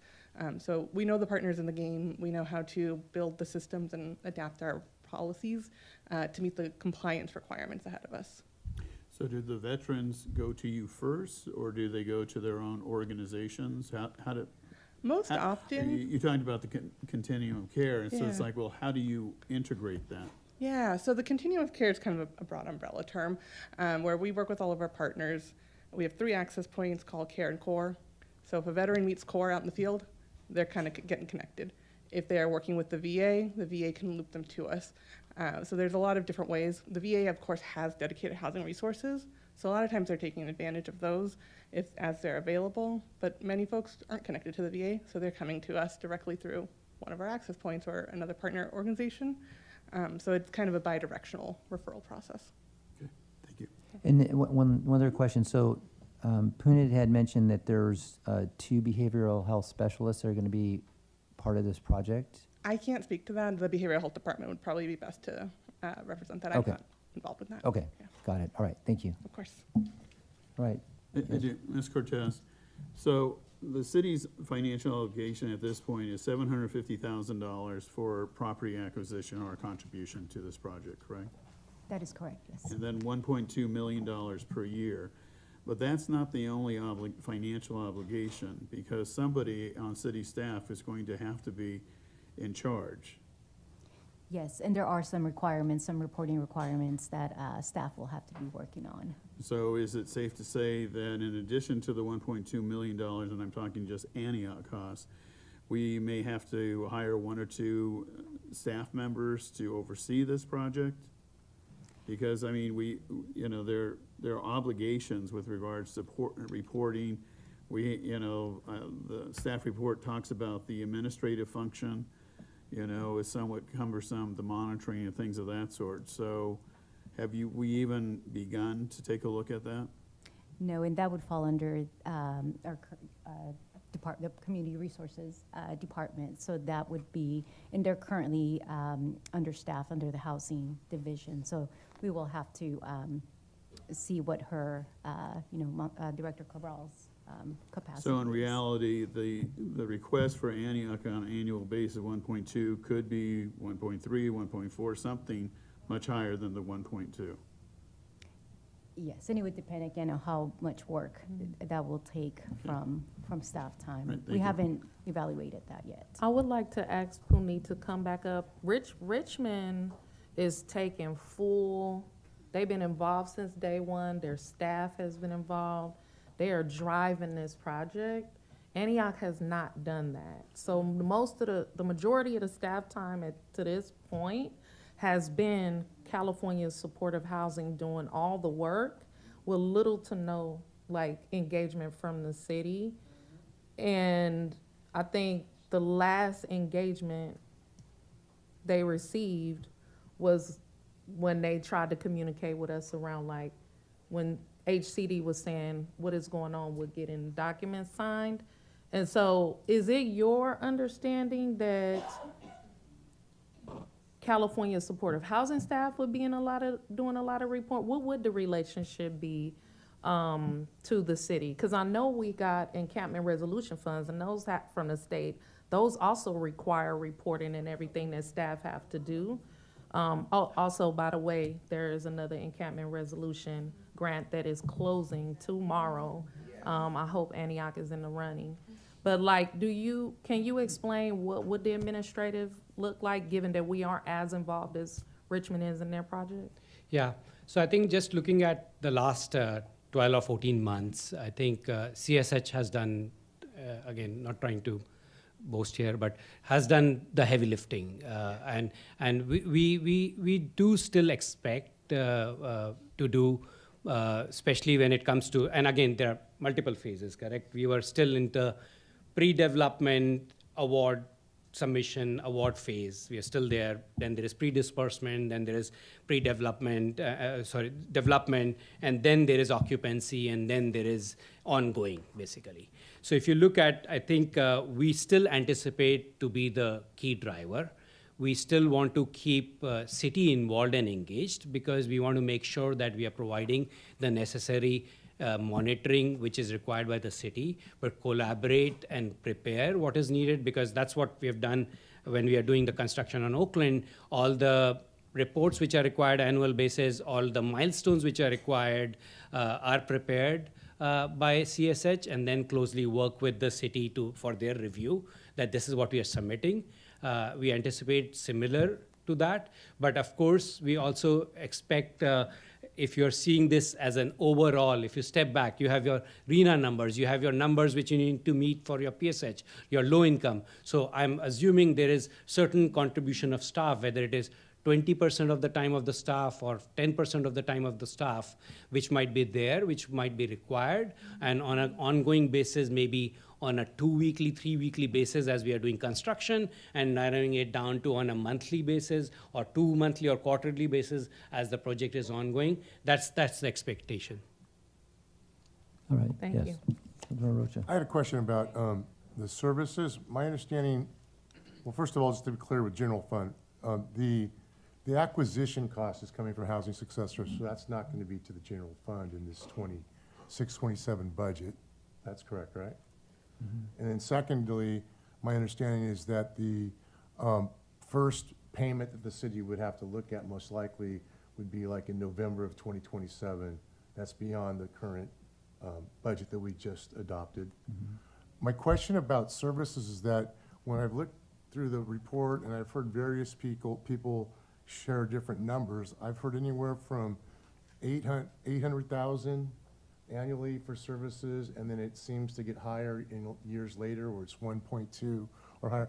Can you just speak to what the cost annually for services, why it varies from maybe the beginning when you first opened and go? That's at least what it reads in the report. Sure, Is it sure. says it starts out about 800,000, I think, for services rendered during the calendar year, and then it says after year 5, I think it's year 6 and to 11, or it's somewhere later, that it jumps up to 1.2 average. So I'm just curious to what's the difference? Why does the rate seem to go up in later years than on the front end? Yeah, so just to clarify, if you're referring to any of the numbers which were shared for Richmond, I think there was, many of those were CapEx related, like it takes 800K on an average to develop a new build.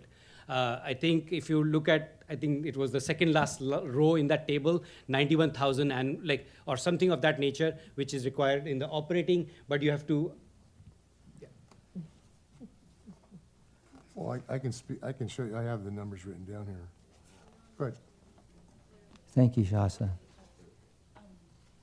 If it may be helpful just for additional context Sure. to note that we originally started our transaction very similar to what you all have outlined. And then as the project continued, it was necessary for us to work with the city council and to work with the property owner and the developer, in this case, Novin, to take another look at the transaction, sharpen our pencils. We ultimately ended up doing some renegotiation.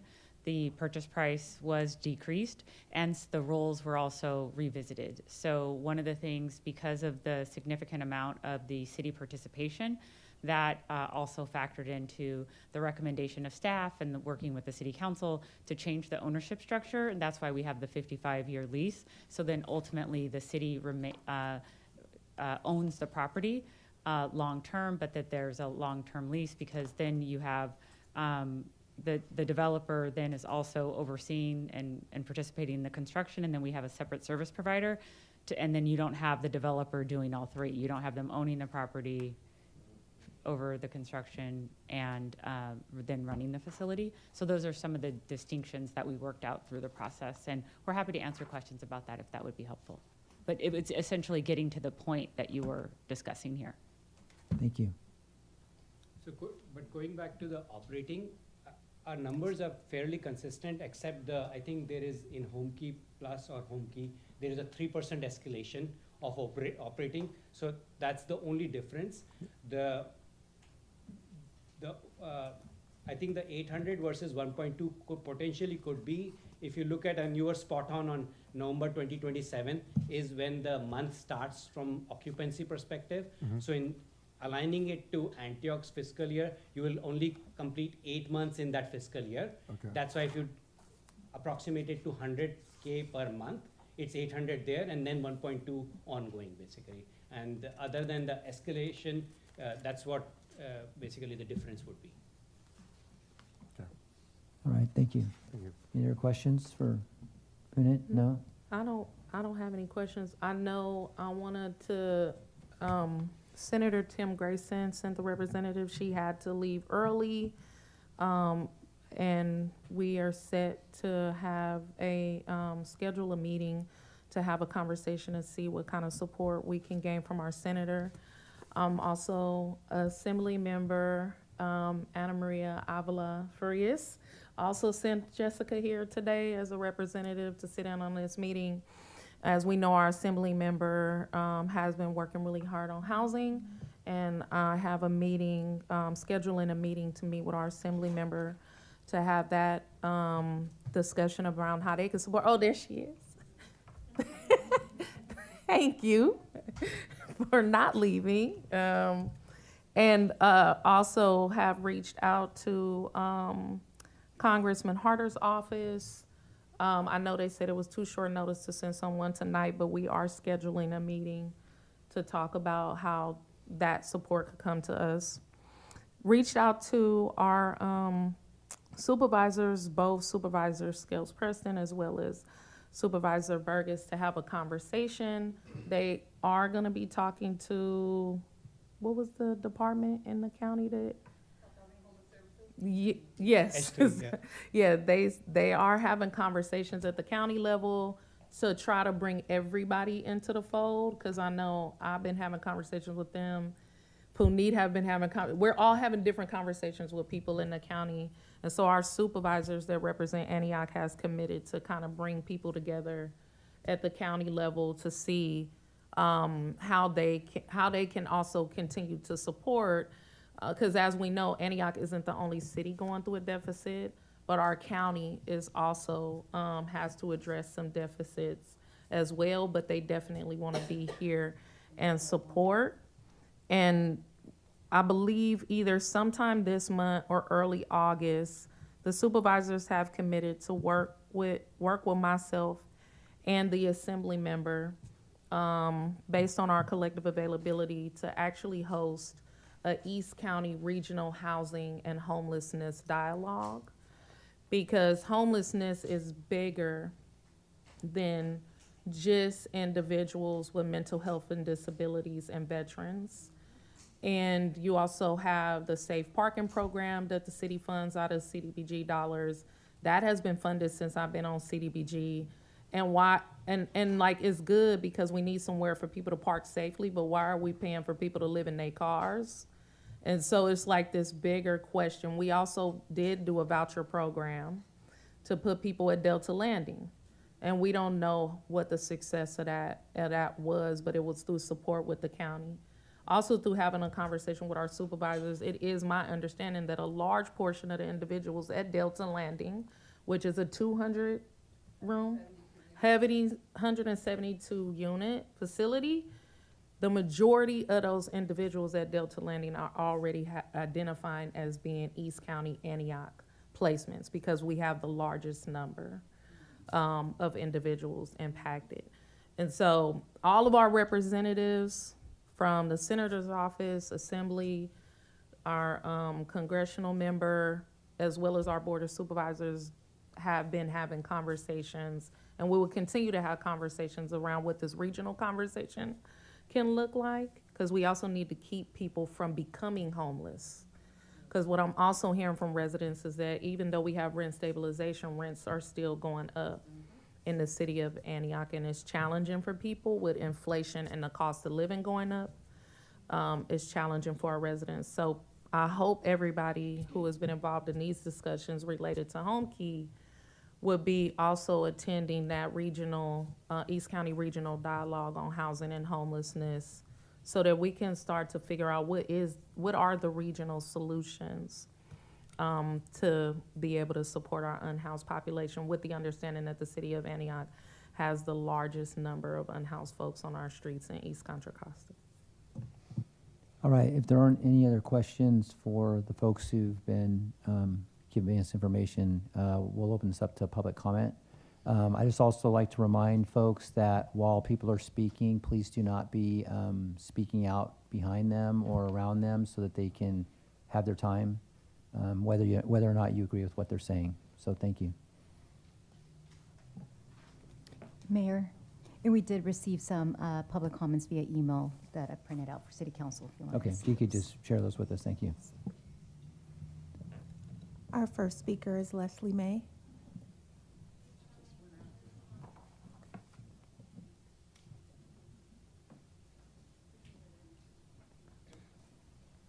You can go ahead and move to the next one, LaTanya. Thank you. Our next speaker is Erica Ralston.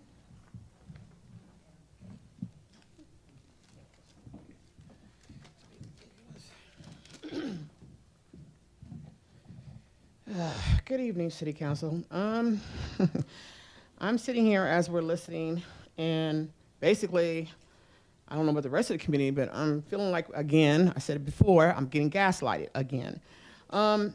If I remember correctly, as I stated here, Don Freitas, did you not, when you were running, saying, the chaos here has divided us, not undivided us. Residents are frustrated with dangerous and illegal sideshows, violations of public meeting laws by our elected officials, increased homelessness, police misconduct, and a revolving door of city staff departures that have deteriorated public service to citizens.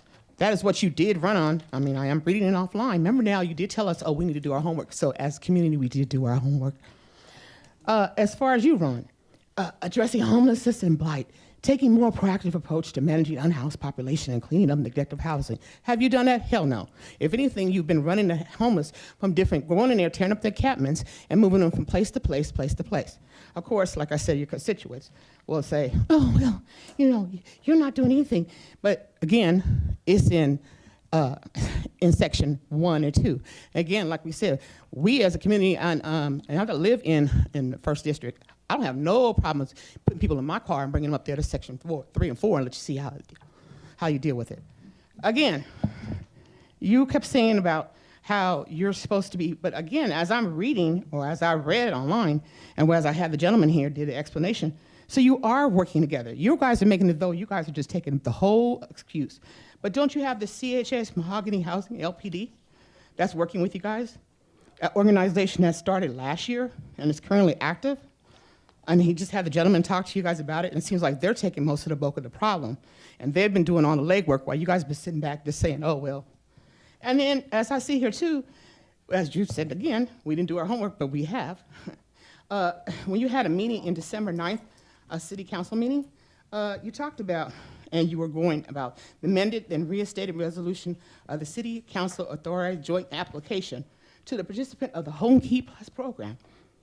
It says here, your budget included $400,000 towards a $750,000 contribution upon receiving the Home Key Plus award.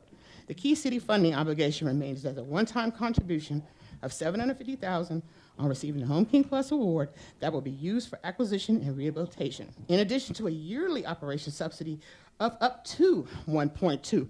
Where someone keeps saying it's going to be 1.2. No, they didn't. Up to 1.2, could possibly or could be lower.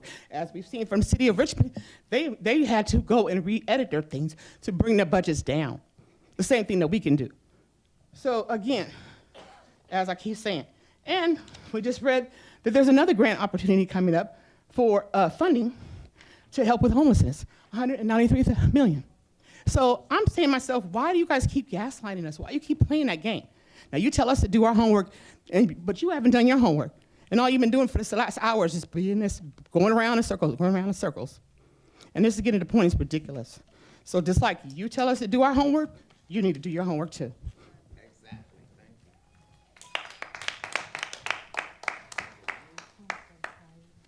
thank you. Leslie May.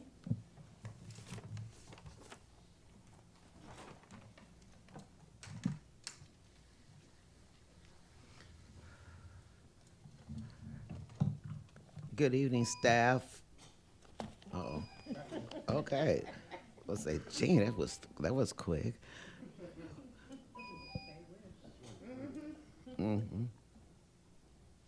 Yes, the 3 minutes. There you go. All right. Thank you. Okay.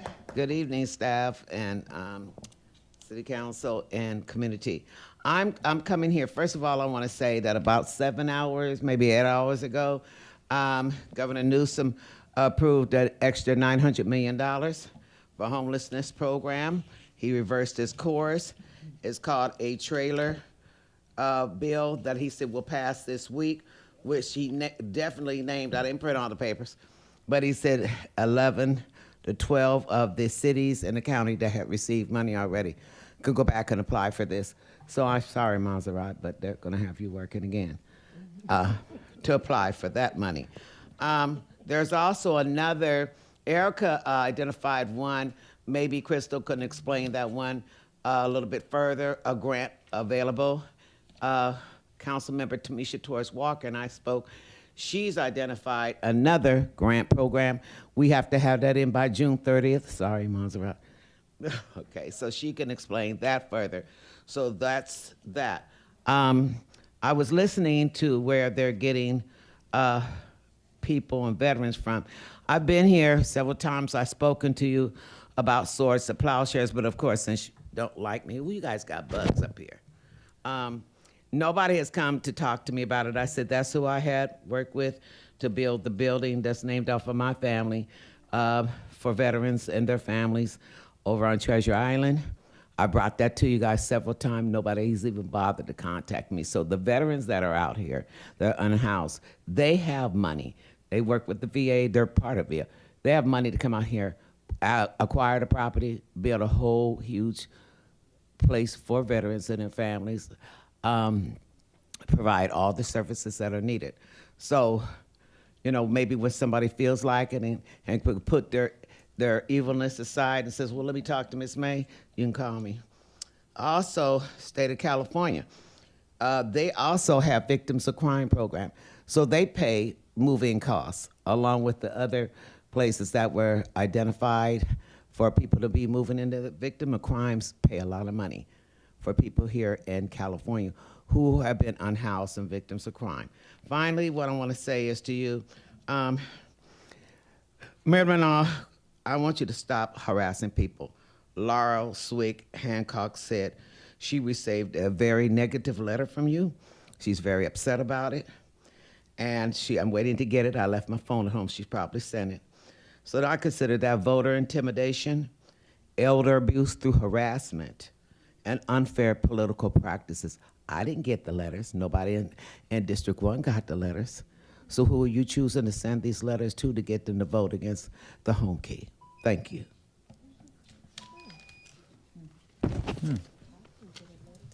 I sent a letter. Next speaker is Dr. Kimberly Payton, followed by Gig Crowder.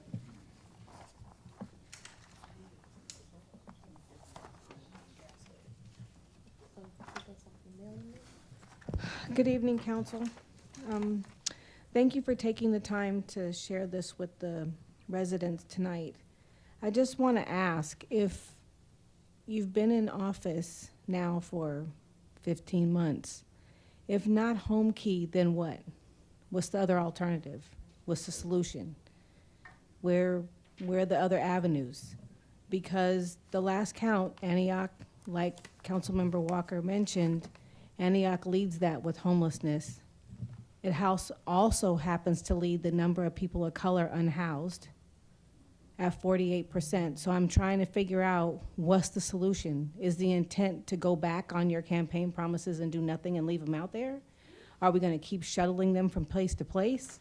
Are we going to depend on all the other agencies out here pulling together, scraping for money to try to increase their services, which by the numbers, the services are increasing, but homelessness is still at a deficit. So I need to know, when are you going to deliver? Or is it intentional because the numbers are led by people of color?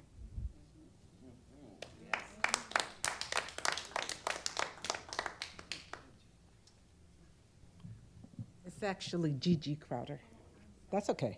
So I'm Gigi Crowder, and I'm the CEO of NAMI Contra Costa. During the pandemic, we started a program called the Leave No One Behind program, and it was because through the pandemic, there were so many individuals who were left behind because many of the programs designed to feed the unsheltered. And you should say thank you to the many programs that have no funding, as yours started out with no funding. But from a place of compassion, many organizations recognized they had the tools needed to address the needs of the unsheltered. For NAMI CC, because we work with those who live with severe mental illnesses, we recognized and started receiving phone calls from family members who had strained relationships, not understanding that the mental illness was untreated, and so what they saw lots of times was the substance abuse. But all bets were off. I want my kid at home. I want to be able to have the opportunity to love on them. And so we started offering our family-to-family program so that they can gain the better understanding. And we never got a penny for it. We still have not. Oh, no. Last week we got a notice from the Antioch Community Fund that we've been awarded $1,000. Thank you, Mr. Rocha. I know you have sat on that committee before. And so we get $1,000, but because we're an organization that operates from a place of faith, we consider the funds that we get to do the work here in East Contra Costa County our tithes. And so 10% of what we get comes right here, and we feed the unsheltered through collaboration with some of the other programs every Wednesday. We started off in Antioch, but we quickly saw there was a need for us to go to Pittsburgh and Brentwood. So this region, thank you, Councilmember Tamisha Torres Walker, that you recognize this is a regional issue and we need to be addressing it as such. We've often applied for fundings from H3 through their innovation funds, identifying that the bulk of the individuals who we saw in the being arrested or in the trenches where you really have to go look for them were African American. There's a disparity that exists.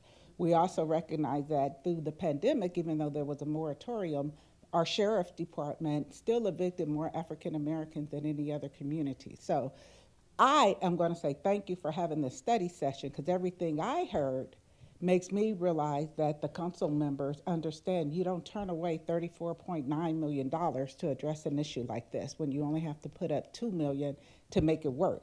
So I know that you'll be making the final decision later next month, and that I think you're gonna all do the right thing, recognizing that the need is here, and it's a wonderful blessing that we have to have this money coming into the city. Thank you.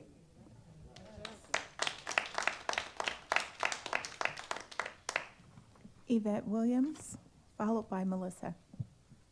April 15, 1968, my last day in foster care. I walked 3.4 miles with 2 hefty bags behind my back. My name is Yvette Williams, and I'm with Back on Track Community Services. I've had a really tough day. I've expunged records in parking lots for several unhoused persons. Both men were housed and working within the same year.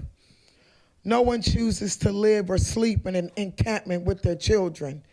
If anyone believes this, also understand we should never judge anyone's choices when we were not privy to their options. Nonprofits are the first level of support, assisting community members in getting their lives back on track. We are privy to conversations and situations that motivate us and keep us up at night. Knowing that entire families raised here in Antioch are sleeping in encampments should prevent anyone in this city from sleeping comfortably. I'm sorry, you guys, I'm mad. The Home Key program provides solutions and options. If Home Key isn't the ideal solution, what is? I developed a plan B for all of my clients. Is there a plan B for Home Key? If so, let us know. Matthew, I can't read this. Matthew, So sad. 25:40. That which you do to the least of mine do I also unto you. Just finish reading it, Please bear in mind that 41 beds under the proposed Home Key program are for transitional foster youth, giving them stabilization to establish themselves in society, meaning that the youth will be able to move on to standard housing. Antioch cannot go down in history for not caring about systems impacted unhoused children. I remember when being a ward of the court meant a measurement of safety. Is that now a mirage, performative, or an illusion? Is there a plan B for Home Key? Thank you. I'm sorry, you guys. We just Ubered 3 kids from 7-Eleven on Summersville to their home. They took their food in 7-Eleven and bought something to eat and couldn't get home. We gotta do better. We will do better. Thank you.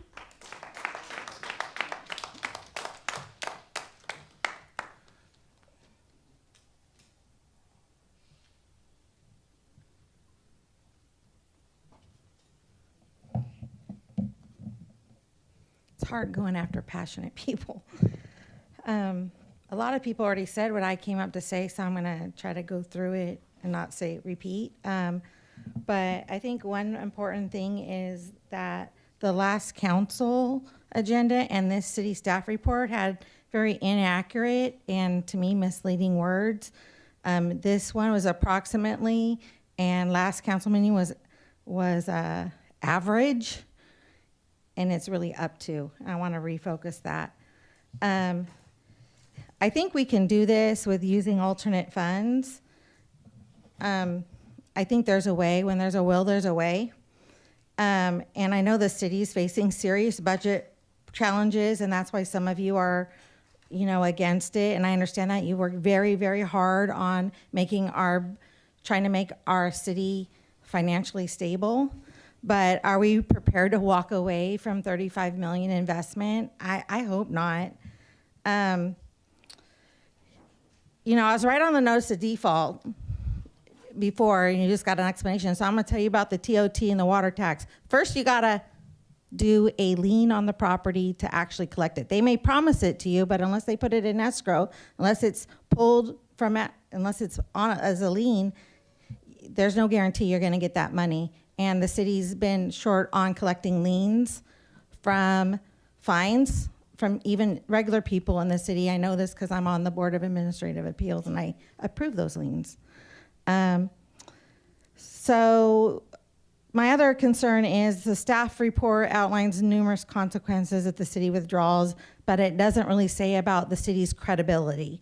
Pulling out of an agreement, to me, this late in the process, after prior votes of support, sends a message to Antioch does not honor its commitments. I don't want to be part of a city that doesn't honor its commitments.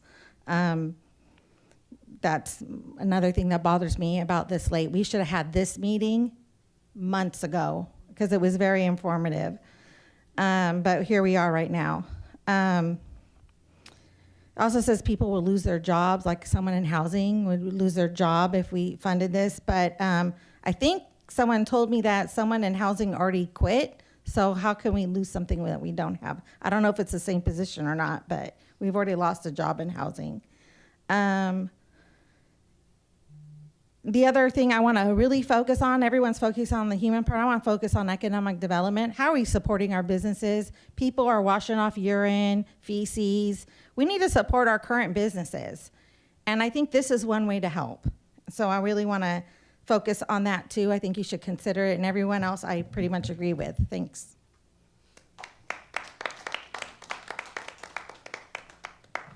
Crystal Law, followed by Mark Jordan.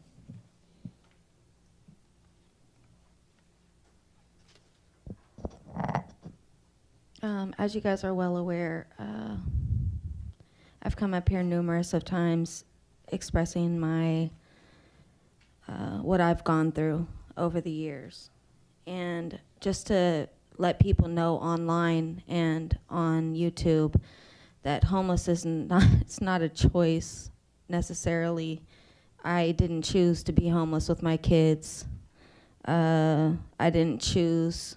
I was not an addict. I was not strung out. I was actively working, trying to get my life back together again. Petaluma also has a very good home key program called the Montero Project that's currently run by Burbank Housing. They've been in since 2023, even though I know that 3 of you have not done your homework very well because you guys were already stuck on just the numbers. Please call Petaluma. Please ask COTS, C-O-T-S, what their turnout is and how they get their stuff how they got their stuff together. Petaluma worked very well with it. Burbank Housing took it up. They did it. They have it running 60 units. So please do your homework. Please call them. Richmond, thank you so much for coming out here. Thank you so much, Maset, for doing this work, even on the outside. I really appreciate everything that you do for this city. It's not underlooked. We see you. Thank you, Tamisha Walker, for doing everything that you have done so far. This is very emotional because a lot of us are not just out here trying to be homeless. This woman has made calls and done everything that she's had to do to try to get this program together. And you guys are sitting up here as a political battle, because to me it seems like a political battle when we're running back and forth, just throwing stuff out there, like the last meeting, just throwing out there, well, I heard that it's gonna be blah, blah, blah. Well, had you just read and done your homework the way I did, and I'm a community member, you would have known and seen that there is no business is gonna be ran underneath that hotel. It's all gonna be housing. You would have known that. There's also a grant opportunity here funding $193 million by HUD, preventing homelessness, youth homelessness, transitional housing, supportive services, that's due by the 10th. So there's funding out there that we can get that doesn't just have to be from the stupid city fund that you guys are so freaking concerned about.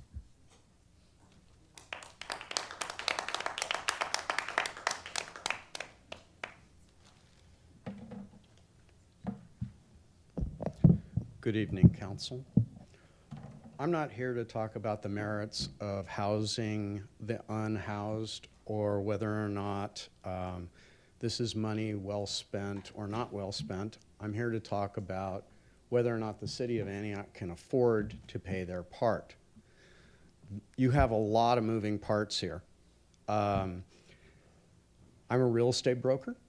I'm a mortgage loan originator. I used to have a mortgage broker's license. I have a broker's license in another state, and I've testified as an expert. So I'm going to bring some real estate information to you here. I have yet to hear what you're going to pay for this property. It's subtracting this and doing that. And if you are completely unaware, this type of property, the values within the Bay Area have dropped substantially. Asking prices have nothing to do with what they sell for. And the owner that has this property now is looking for a lifeboat to get out. And the reason he's looking for a lifeboat to get out is because the value has dropped. And what better lifeboat than public money? So if you overpay, you're just screwing yourself, simply stated. So you need to look at what you're going to pay for the property if, in fact, you move forward to buy it. Now, let's talk about the lender. It's in default. That was a basic, good description by the assistant city attorney. Lenders don't care about this city. They don't care about the homeless. They don't care about the citizens. They care about their loan. And they care about getting their money back. And they will do anything they can to get their money back if it's a bad situation. And they've already done the evaluation and they know it's a bad situation for the current owner. And you're their lifeboat. So look at what you're going to pay for the building. Now let's talk a little bit about what's been spent on the unhoused. The state of California has spent $24 billion, that's with a B, billion dollars, and until last year the problem continued to get worse. Not better, worse. So how many billions are we going to spend trying to fix a problem that's not getting better? Now, I will tell you, my research about HomeKey is that an audit done by the state of California indicated it was one of the better programs and likely produced good results, which is better than the other three that were evaluated that had no way of knowing whether or not they actually produced any good result. I'm going to run out of time here. So you need to look at the entire situation. Thank you.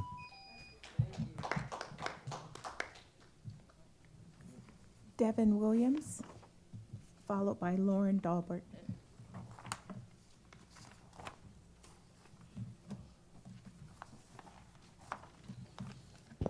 Evening, everyone. Devin Williams, Lift Up Contra Costa. I just want to say we hear more complaints than solutions a lot. It'll cost the city more and more money to keep moving unhoused folks from location to location. And I know it's council's job to be fiscally responsible, but let's listen to these experts. Thank you, City of Richmond, for coming out. Thank you, Tamisha, Councilman Walker, Councilman Wilson, for your comments at the last meeting. I thought they were very powerful. It seems like you appear to have the foresight that our city needs in guidance, and that's getting this homeless issue solved. I believe that people deserve to be housed. There's hasn't been any solutions in the last couple years. We know that our country is going through a lot, and that's trickling down to our local level, our local governments. I'm in meetings all the time talking about how are people going to get rental assistance, how are we going to get food, how are we going to get health care, and some people don't care about those things. People in power want more power. Otherwise, we would have checks and balances, and we haven't had any lately. So I think that when we're hearing these numbers, oh, this $24 billion at homelessness, people have to manage their money the right way. People have to be accountable to that. We have to hold people accountable. And I'm saying that this money that came in from HomeKey is common sense. it's up to us to push you guys in the right direction to make sure that that money is used the right way. We can't keep throwing money at issues with having no accountability, no support. So I understand what people are saying when it comes to we've had this problem in California. Heck, I am 36 years old, and I remember going to field trips in San Francisco where I grew up and seeing unhoused people on the street, people saying every election cycle, we're gonna solve homelessness, but no political will behind it. But when you get the solution in front of you and you turn it away, it has to not ring right for a lot of people. So I really do want to see you guys put in every effort you have into making sure that people can be housed in Antioch or throughout the county, because nobody should be excluded. But I'll also say this before my time is up. I'm trying to be respectful, and I will be. I want you guys to all work together. I think every citizen in this city wants to see that. But we cannot not have solutions. I'm gonna leave it right there. Thank you.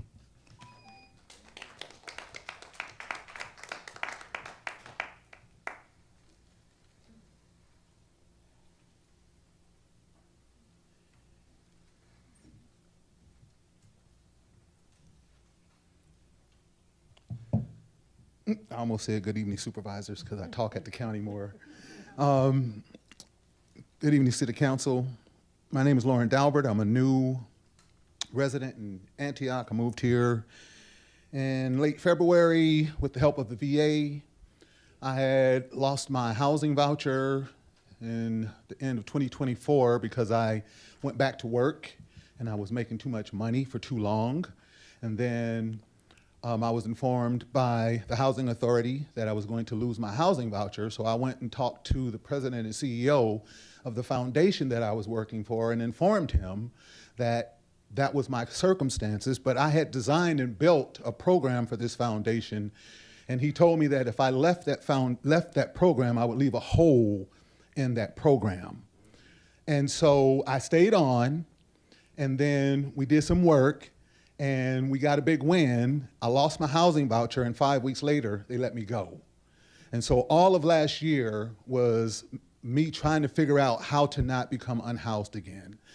I've been unhoused twice. I was unhoused when I was in my 20s for 1.5 years, and unhoused for 5 years, again, when I was 50 years old. And I've been able to navigate my way out of being unhoused and back to being stably unhoused only because of the help that I get from the VA. My man here was asking about how veterans get access to these services. She mentioned that the VA has a certain set of resources just for folks like me, but make no mistakes about it. As a black male, if I wasn't a veteran, I would be unhoused right now because there are no services for folks like me. And I come from a long line of unhoused folks, unfortunately, because in 1942, my grandmother became unhoused with 4 children, and the oldest was 6 years old, and that was my daddy. So he told me this story, that when my grandmother went to the Salvation Army to ask for some help, those fine white Christians turned her away, telling her, "We don't help niggas here." There seems like there's a whole lot of "we don't help niggas here" in Antioch, especially when you consider that the majority of the people who are unhoused are African Americans. So I'm not talking about, I'm basically telling the story of our existence in this place called America. And yeah, anyway, that's not the story I was gonna tell, but that's where I'm gonna leave it. And yeah, y'all need to make sure that y'all do this home key thing because there is nothing else out there for us. Thank you.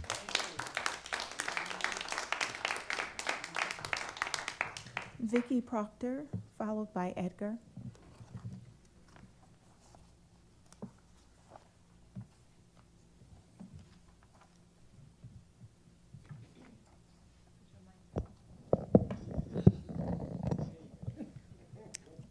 Good evening to the mayor and council members. My name is Vicki Proctor. Ms. Nicole and myself have been advocates for the homeless for about 5, 6, 7 years. 9? Okay, 9 years, okay. But I am coming to express my desire for the home key process to be done, because I'm speaking from my own experience. Yes, I've been homeless for 18 years. 18 years I was homeless and on the streets. I slept in abandoned cars. I slept in abandoned houses. There was times when I couldn't eat, times when I couldn't sleep, was running from the elements. But the thing is, there were so many times when I truly, truly wanted someplace to go, someplace where I could be safe, someplace that would help me get off the streets. And I found none, and I was in Oakland, California. This project means so much to me, because when you allow the homeless to get off the streets, you give them the wraparound services that they need to get stabilized and to get back into the community and have dignity about themselves. This is a wonderful, wonderful opportunity to get these homeless people off the street. And like I said, I'm speaking from my own experience. This is a godsend. This is a help. It is a blessing. It can be turned into a miracle if you will allow it to go forth. 34.9 million is really a drop in the bucket. But there's so much that you can do with it if you manage it and steward over it well. Even though you may have the outside finances that may be due, but still, there's a way it could be done, and there's a way it could be provided. But the bottom line is, you're helping another soul come to life and to live according to how you guys want us to live right now. The services would be so needed. And I suggest that you would search your hearts and put yourself in their place. Have empathy and put yourself in their shoes and see how you would feel. That's all I have to say.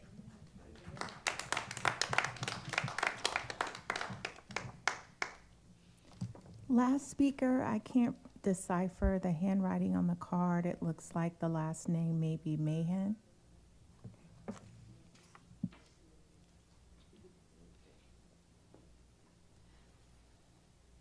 Hello there, City Council. Sorry, you turned off your microphone. Blue.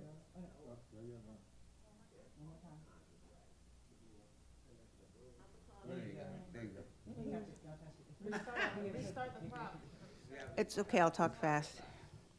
When I came to listen to everybody's question, I don't understand what the confusion is. When Bay Area Community Services came here and spoke to all of us about their statistics and how they helped our community, it was 600 unhoused people that they served, and 20 out of those 600 people returned back to homelessness.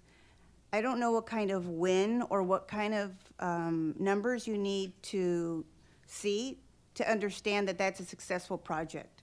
That's a successful project in our community, which shouldn't have been cut, or we wouldn't be at this conversation right now. But if you start a new one, we're going to be just as successful. It works in our community. When you have a nonprofit with a history of providing transitional housing and permanent supportive housing, it works. This works nationwide. This supports the homeless housing, the national homeless housing model. We're not just pulling, see, a lot of people think we're pulling ideas out of a hat. Oh, Antioch thinks we're going to get a hotel. No, this follows a national model, and this is how the community should be taught. So they can come and support the projects that we have, and they don't think it's just some idea. Oh, Antioch's going to get a hotel and put homeless people in it, and then what? They're going to let them live there forever? People don't know. You have to educate people. You have to educate yourself if you want successful projects in this town. If we don't have this project to house unhoused people, nobody's going to want to come here. Have you looked at what the community looks like? You can't bring business when we haven't taken care of our people in the community. You can't sweep them to one side and say, look at this new business. Homeless, get in the back. We have to clean house. I mean, what's the problem here? Does everybody, it's you that should have these ideas. It's you that should be telling us we have to clean house first and take care of our people so things look nice and tidy. We look like a dump. Take care of the homeless first. Take care of the crime. Help people pick up their yard so people could start watering their yard. Something. This town looks terrible. You start there, business will come. The unhoused is a part of that. So I know there's a workshop coming this week about, ideas. Well, how dare we flaunt ideas for our community when we're stepping over trash? We can't even do the basics. We have to clean the basics, clean our room, and then have ideas about what type of business. Actually, the business will come here on their own.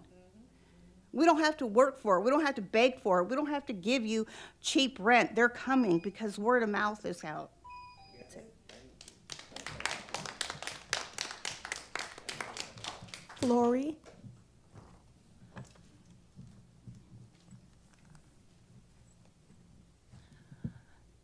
Good evening, City Council. My name is Flori Paniagua. I have a little note. I don't know if you received my email, but since I'm here, you can erase that, please. My name is Flori Paniagua, and I have been self-employed since 2006. And I am the founder of an executive director of Team Jesus Outreach Ministries. As much as I would like to receive a salary from the ministry, I made a difficult decision not to do so because the organization cannot financially support it at this time. My priority is to build a strong, stable foundation so the nonprofit can continue serving our community for years to come. I believe the same principle applies to our city. We all have a heart to help those in need, but we must also ask whether the city can realistically afford the long-term financial commitment. If the city budget is already operating as a deficit, adding additional financial obligation may place an even greater burden on essential services. I say that is because as a business owner, you have to see the foundation of the business before you can go out and help. I am a nonprofit because I love our people. I love everyone, right? But if we cannot afford, why would we, right? But the money's here, yes? If we are short of $2 million, $3 million, if we're able to get it somewhere, why not? Why not? Let's try it. If we cannot do it, then don't do it. But we still have time to get money to help the community. I came and watched the car show the other day with my family, and we went to the Amtrak. We went to the water, and they are openly doing drugs. Would I bring my family again? No, I will not. It's not safe. So if we are able to, get that money and use it, and we're able to get it somewhere else, let's do it. Let's do it. So I came here against it. I came here, my letter that you're gonna see, I'm against it. But hearing all of this, I think we can do it. Amen. We can do it. Team Jesus would be part of helping the food. We're already doing it at Motel 6. We've been doing it since they opened. We're doing it here at Delta Landing, at the executive end. Team Jesus has been there. And we can do it here too. Thank you. We can.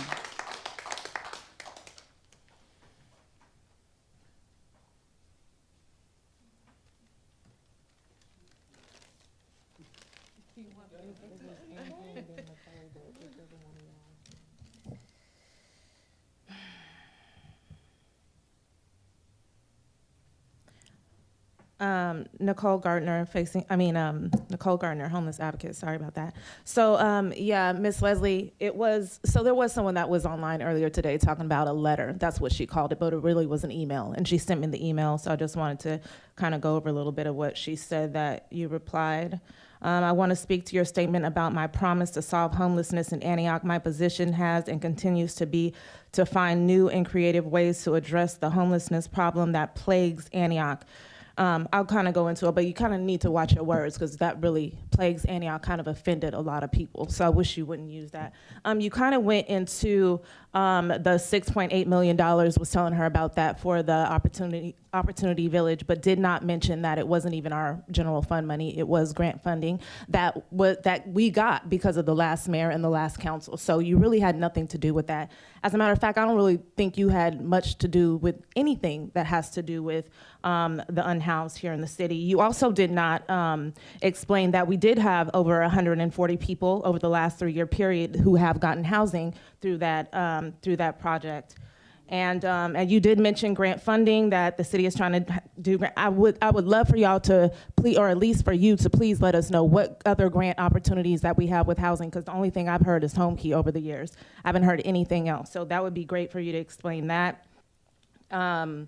And you also mentioned that, you were concerned, a lot of people have said that they were concerned about other people outside of Antioch, unhoused residents being in this program. I remember our last council and our last mayor, they worked something out with the county to where they actually reserved spots specifically for people that are from Antioch. So I don't know why you can't do that, why y'all haven't come up with that.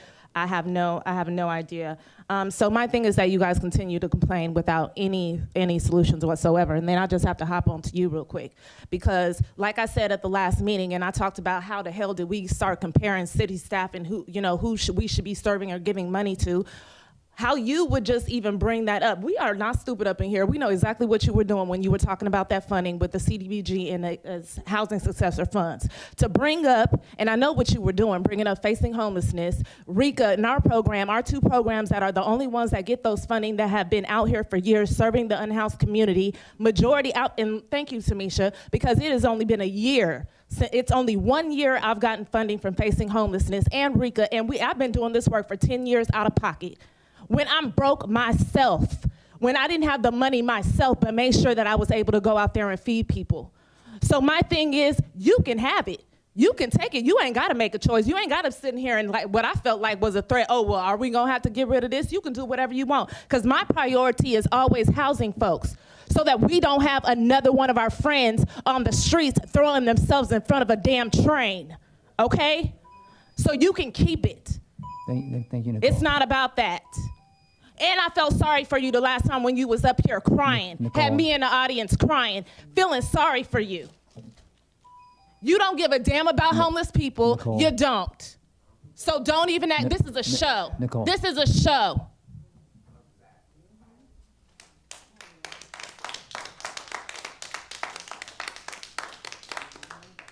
This is a show.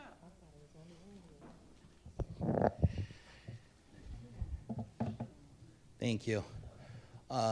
So I spoke earlier, but I want to come up and make a public comment, not as a consultant on the project, but as a resident here in the city since 1996. My lived experience personally started in 1994 when I was 4 years old. And I was housing unstable. Myself and my sister were staying with my mother and my father at my biological father's sister's house, my aunt, when my mother attacked my father because she was under the influence of substance abuse. And, my aunt called and made a difficult decision to CPS because the question was, How does she take care of her 3 children and her brothers too? And that was in Torrance, California. So for the next 2 years, I went through 6 emergency foster care homes and 2 foster care group homes. So I was blessed to be placed with my family under legal guardianship in 1996 with my biological sister, even though it was at that time that I lost any opportunity to connect with my 2 biological siblings. And I moved here to Antioch. And in 2004, here in Antioch, my mother influenced me to join the Antioch City Youth Council at 14 years old. And I had the opportunity through the Antioch Recreation Department with Gina Lombardi to be able to sit right up there as a youth representative of this city. And we all remember the old map of the city that sat right there. And I used to look at this city and say, here's an opportunity to be someone. At the time, Mr. Freitas, you were on city council. And though you might not remember it, I had the chance to meet you, though our liaison was Councilmember Jim Davis. And I said to myself, this is what governance in our community looks like. This is what it takes to bring change and be a part of it. And so in 2019, when I was 6 months late in reconnecting with my biological father, who I had last seen in 1994, he had been buried 6 months at Riverside National Cemetery. A member of the Navy, but unhoused in Los Angeles in a John Doe until he was claimed and then buried with nobody there at graveside. That is my inspiration in this project, because I shouldn't have to reach out to Eureka to be able to, at a shelter, collect his mail and try to get a fragment of who he was. I should know that individuals like him can be placed in communities like this, stabilized, and have an opportunity to grow with the family that they brought here on this earth. Thank you.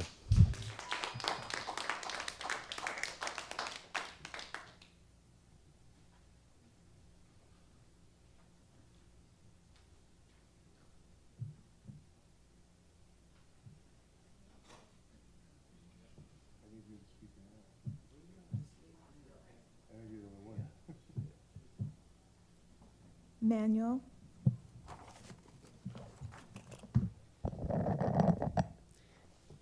This is a difficult problem you guys are facing. In a couple of comments earlier about maybe that a lot of these questions should have been fleshed out not only months ago, but probably a few years ago. For me, the issue of homelessness is real. I'm a resident of District 1, just like Councilmember Walker. And it seems like we have a lot of issues around the homeless issue there in our district. What I would say is that from my history of being involved with the city, and all of you really have had a lot of history with the city, there are times when you're going to face some very difficult decisions that are unpopular. And while the vast majority of conversation tonight, the comments you took, have to do with the importance of doing something, and there is no question that we need to do something. At last meeting, I raised an issue that had come up when I was on council that I thought was a viable option. I haven't heard anybody talk about that yet. But I think that as unpopular as this is going to sound, I don't think that we should be committing ourselves to this grant. And the primary reason is because you are committing not only this council for the remainder of your individual terms, but you're committing future generations to a financial commitment that may be difficult for them to meet. So it's hard for us to know at this point. We may be able to see some immediate results from some of the resources coming in. But who among you has a crystal ball clear enough to see 5 years out, 10 years out, 15 years out, to be able to say this is making a difference, or we are just running this city down into the ground because we don't have enough resources to cover our basic requirements, our obligations. It's not just to the 100 people, or maybe it'd be 200 people that could be in this facility, but it's to the 100,000 people who are residents of the city and want to see improvement in this issue. So it's a matter of trying to balance that decision. It's going to be a tough one, but my suggestion is that you put those thinking caps back on. You look at the various regional partners that need to play a part in this. I was looking at this issue and I was saying, okay, so Antioch's commitment is, so much, but we have some wealthy communities in this county that have not stepped up and said, we will help you, Antioch, and we will help subsidize that issue. The other thing too is, don't forget, Richmond has Chevron that provides an enormous amount of tax revenue to the city. Thank you for listening.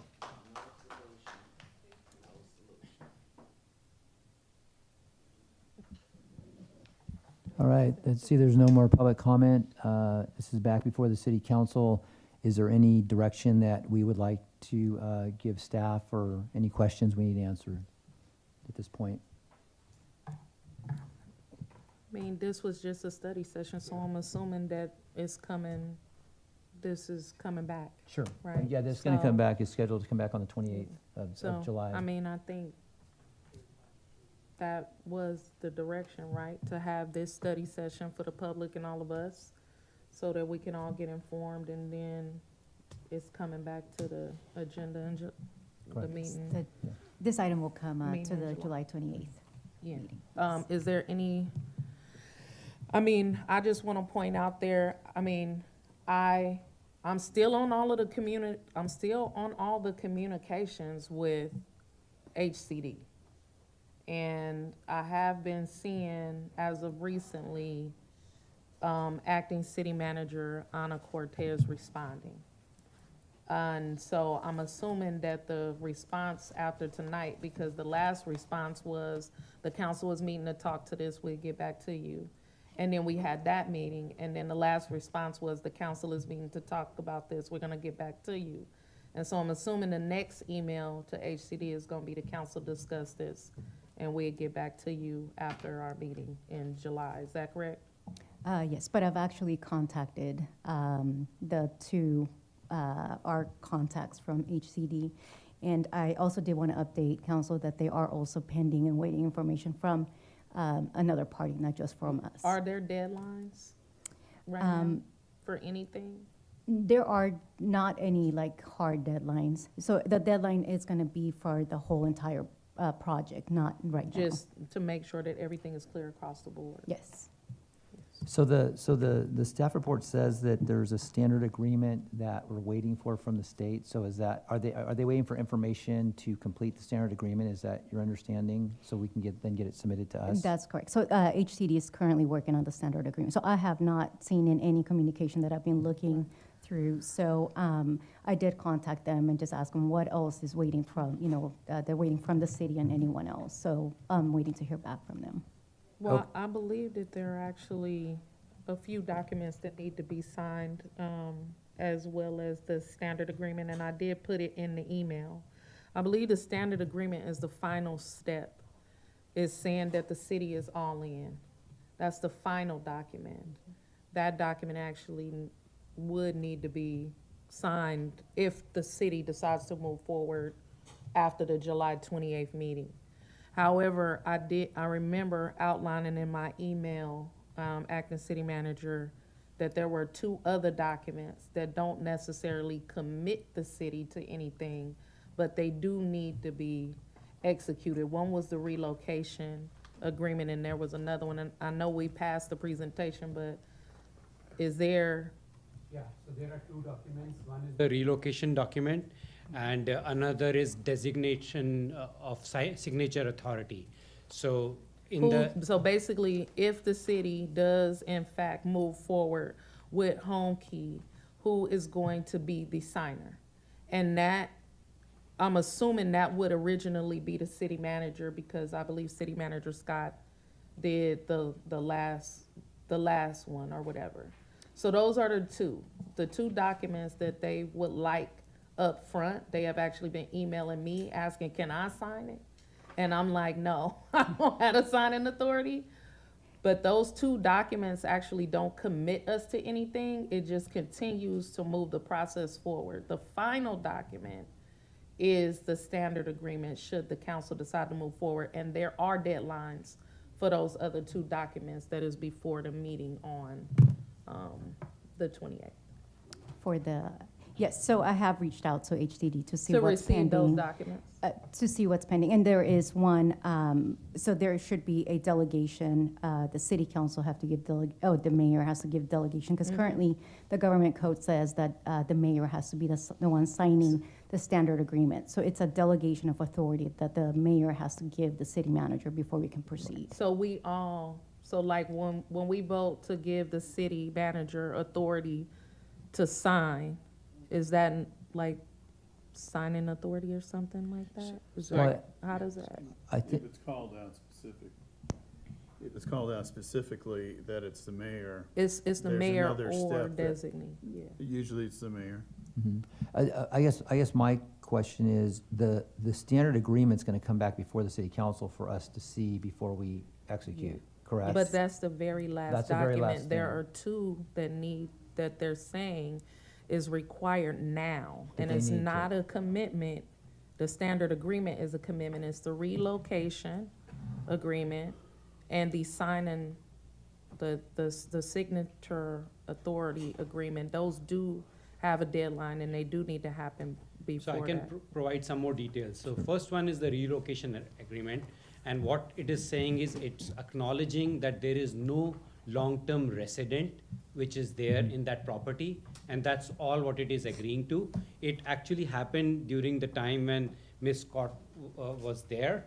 And then she was placed on leave. Before that, they had reviewed it, but then it had gone to the legal for HCD, and they have been waiting, I think now, more than 6 weeks. They had sent out that document, and that does not have any commitment. All it says is there is no long-term resident there. Second document is, which is pretty standard, and they're saying is, if any contract is being signed with any vendor or any provider or HCD or any authority, mayor usually gives authority to the city manager. And that's all they're saying is a standard letter to be signed, giving, in this scenario, Ms. Cortez, acting city manager, and authority. And again, it just gives the authority. It doesn't sign anything else. Standard agreement, I think draft was included in the staff report already. So there is already a draft which can be reviewed by the legal, but would be decided only at the July 28th meeting whether we are proceeding with this project or not. But lining those up helps in terms of, especially when we are questioning, there is a notice of default, there could be time delay and others, getting these in order, because there are follow-up pre-disbursement activities and others which HCD does over 15, 30, 45-day period, which they can continue if those two are signed. okay, and then, Mr. Mayor? yes, On this, I understand, I appreciate the comments, but I would like to see this reviewed by the city attorney's office so that we are informed about what actually is being executed. And the mayor cannot just give the authority, it has to be approved by the city council. And so, I understand what you're saying, but there are some legal issues that come up. The mayor cannot act upon himself, he acts under the authority of the city council. So if you need to have after a review and what we hear is true and correct, you can call for a 5-minute special meeting. City council can consider that and authorize it. But it just can't happen without review. We have a fiduciary responsibility to make sure that what is being discussed is very clear and protects the city of Antioch. I guess my question is, why weren't those documents included in tonight's agenda for potential action? I mean, it was a study session, but we still given direction. So if it's saying that they haven't been reviewed and we also haven't reviewed them, we could have reviewed them tonight. And so it's just a question. I know they're not there because I've seen them, but it's just a question. so I guess my question would be, has city manager and city attorney reviewed the relocation document to date? I have not. So when I received the information, they did state, and I can, again, I've asked HCD so that I can get that information. However, some of the correspondence and emails I was getting was just saying, City Manager Scott already reviewed it, just sign it. And I personally did not feel comfortable just signing a document without reviewing. So again, I was piecing everything together. There's a lot that I just literally, I'm trying to come up to speed, and not only that, to me, that just felt. Well, maybe is the city attorney gonna be back anytime soon, or would this be something that Mr. Kundinger be doing? The city attorney returns tomorrow. So the city attorney will be back tomorrow, so I'm assuming per Mayor Pro Tem Freitas' request, some kind of conversation is gonna happen between you all about reviewing these documents? Yes. So as soon as I get, again, I'm reaching out directly to HCD to get some information, so that way I have whatever is needed for our city attorney to review, and then to start, signing and doing all of that, the process. So Ms. Cortez, it was forwarded by Noha and Conor. I forwarded it to you 4 weeks back. So this has been provided. So it would be, if you need any. Wait. So it also might be also a good idea to actually have a conversation with the gentleman who is asking HCD to send us information, so that everybody could be on one page. I just feel like everybody is not talking to each other for some reason, and it's very confusing. So I don't mind the city attorney reviewing documents and everything. I'm just mostly concerned right now that we have multiple people in this room and people who are not here, who have not been talking to each other and have the answers to the questions that's being asked up here. Councilmember Wilson? Yeah, I just have, and I know it's late, so I just have 2 questions. First of all, thank you, Ms. Cabral, for all your work on this and all the work that you're doing, and all city staff. I want to make sure I say that. One thing I didn't see tonight, and I was hoping to see, and it's come up quite a few times over the past few weeks, the cost comparison between the program and what we're currently spending. I know Councilmember Torres Walker has asked for that information, if we can make sure we get that. And then 2, and it was brought up multiple times tonight, I haven't heard anything about a plan B. I know so many people are talking about the cost of this program. I've yet to hear what is the strategy if this doesn't happen? We really need to also discuss that. Hopefully, staff can come to us with ideas. Also, council needs to come up with some ideas of what that plan B could be. Because if this doesn't pass, we still have an issue on our streets. So I'd like to hear a strategy for plan B. Did I confuse the process? Yeah, microphone. Does somebody want to sum up the direction tonight so we can get out of here and figure out how to get the city attorney and its acting city manager to meet? Yes, I'll summarize it. We have the relocation document that still needs to be acted upon. We have another, I don't even know the name of it. Signing authority. Another document, signing authority. So they have not given a document. They said that any standard document which you have to give signing authority can be utilized. They are not recommending any document. They are saying they just need signing authority, that the authorized person has the authority given by either the mayor or the council.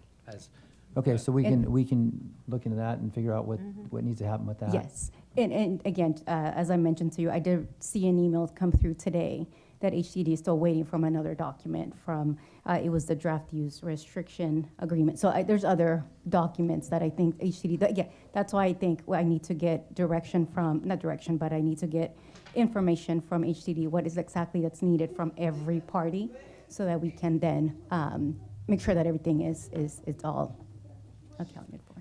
Maybe I think it would be a good idea, sorry to request, maybe a weekly meeting with staff and my team, so that, because now we are at the last leg, and making sure that whatever information is needed from our side or HCD or others can be provided, so that, because we have experience and we have been doing this for last 14 months, we are happy to do that. That's what I was suggesting. Why would everybody leave this room without sharing information. I think that was very clear. If you have people in the room who you need to talk to, you should get with them right now so that we can figure this out, for the council. Yeah, and I think that's been the goal of this whole meeting, right? To make sure that everybody Yeah. who has any information and we can keep moving forward with the project, up to the 28th and beyond. So that's, I think everybody So, understands. This is the acting city manager, this is Puneet. Yeah. Please talk. Yeah. And the city attorney will be back tomorrow. All right, thank you. Thank you. Any other questions from staff about any direction? Are you clear on what all we need to Yes, come back with? no, I think I have, yes. Okay, perfect, thank you. Any other questions from council? No? Thank you all for being here. Thank you, person in the back. Yeah, could I get a motion to adjourn the meeting, please? So moved. Second. A motion from Councilmember Torres Walker, second from Councilmember Rocha. Please cast your votes.